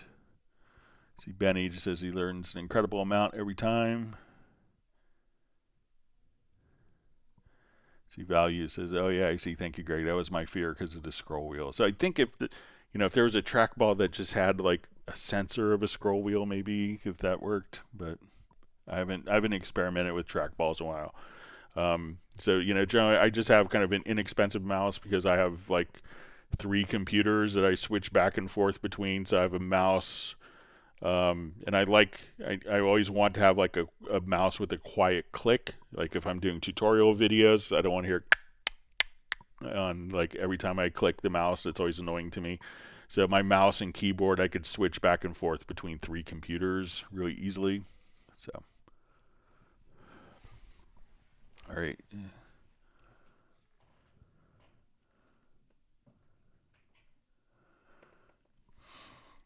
All right, so we see John asks, he says, greetings from the UK. I was wondering if you could give me an insight regarding exporting speeds. So obviously the more involved a project becomes, and if you're dealing with a lot of orchestral instruments, the longer it could take. So like a simple project with like 8 tracks of audio, exporting could be faster than exporting like 1,000 tracks of different sampled instruments. So generally, if the project can play back in real time, it should, roughly export at about real time, or less. Now, where sometimes when you do exporting, if you have plugins that are doing kind of double sampling, like where it will process the file at, let's say your project's at 48K, but it does all of the algorithms at 192K, then that could add to your export time. Another thing that a lot of people miss that can speed up export time is, one, having an SSD. That's pretty obvious these days. I think most people have that for their DAW. But if you go to the studio setup and select your audio interface, like when you're exporting, try just to max out the buffer, and then that will speed up your exporting as well.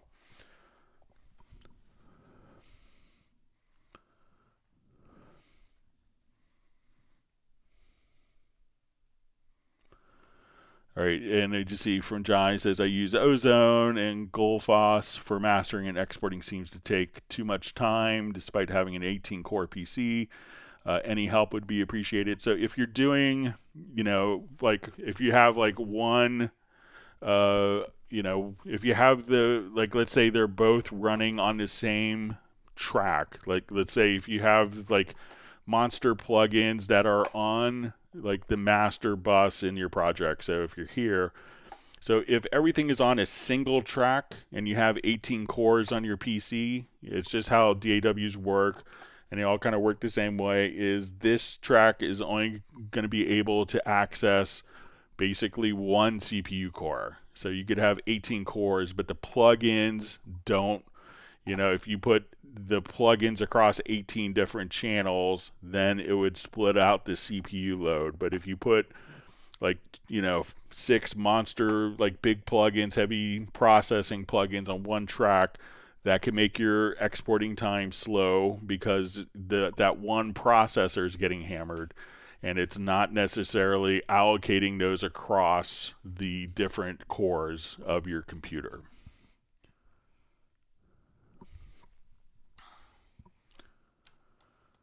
All right, we'll see if there's any more questions. We'll give it another minute or two. Thank you, everyone, for all the wonderful questions. Just a quick reminder, so Tuesday will be our Cubase Zoom meetup.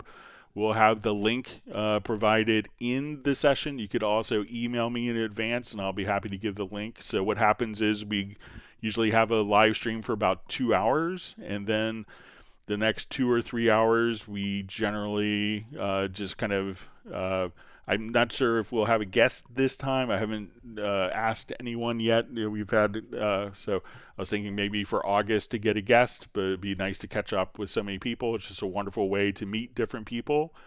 And then instead of our typical Tuesday of next week doing a live stream, it'll be on Monday, because in the United States it's a holiday for the 4th of July. So I wanted to make sure we could get 2 live streams in next week.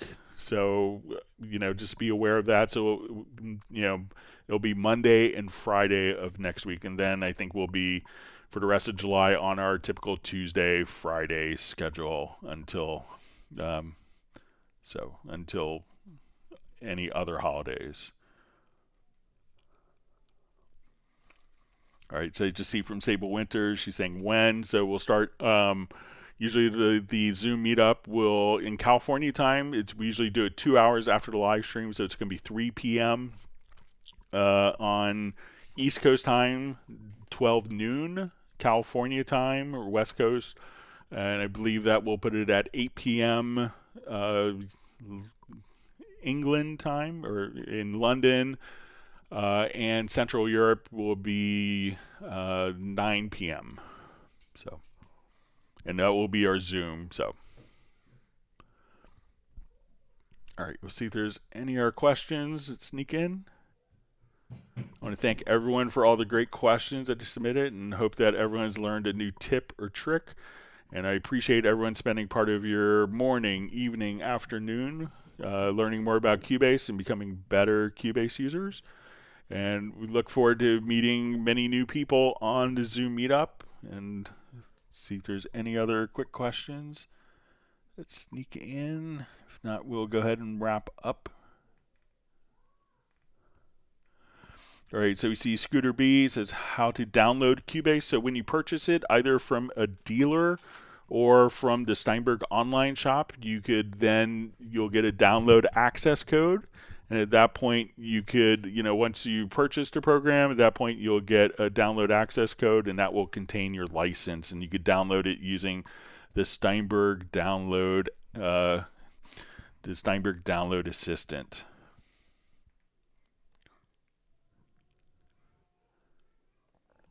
All right, see if there's any other last minute questions that come in.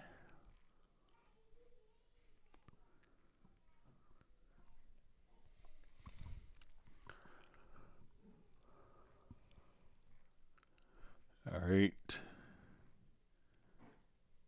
We have Manuel Ramsier.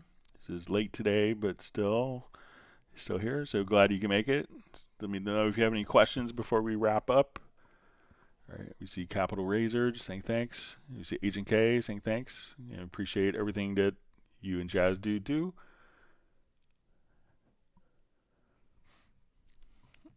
All right, so with that, I guess we're out of questions. Thank you so much, and we'll hopefully meet some new faces on Friday's Zoom meetup, and look forward to getting back together with everyone for Friday. Everyone, please stay safe and healthy, and we'll see you on Friday, and hopefully see some new faces on the Zoom meetup. Everyone, take care, and have a wonderful evening. Goodbye.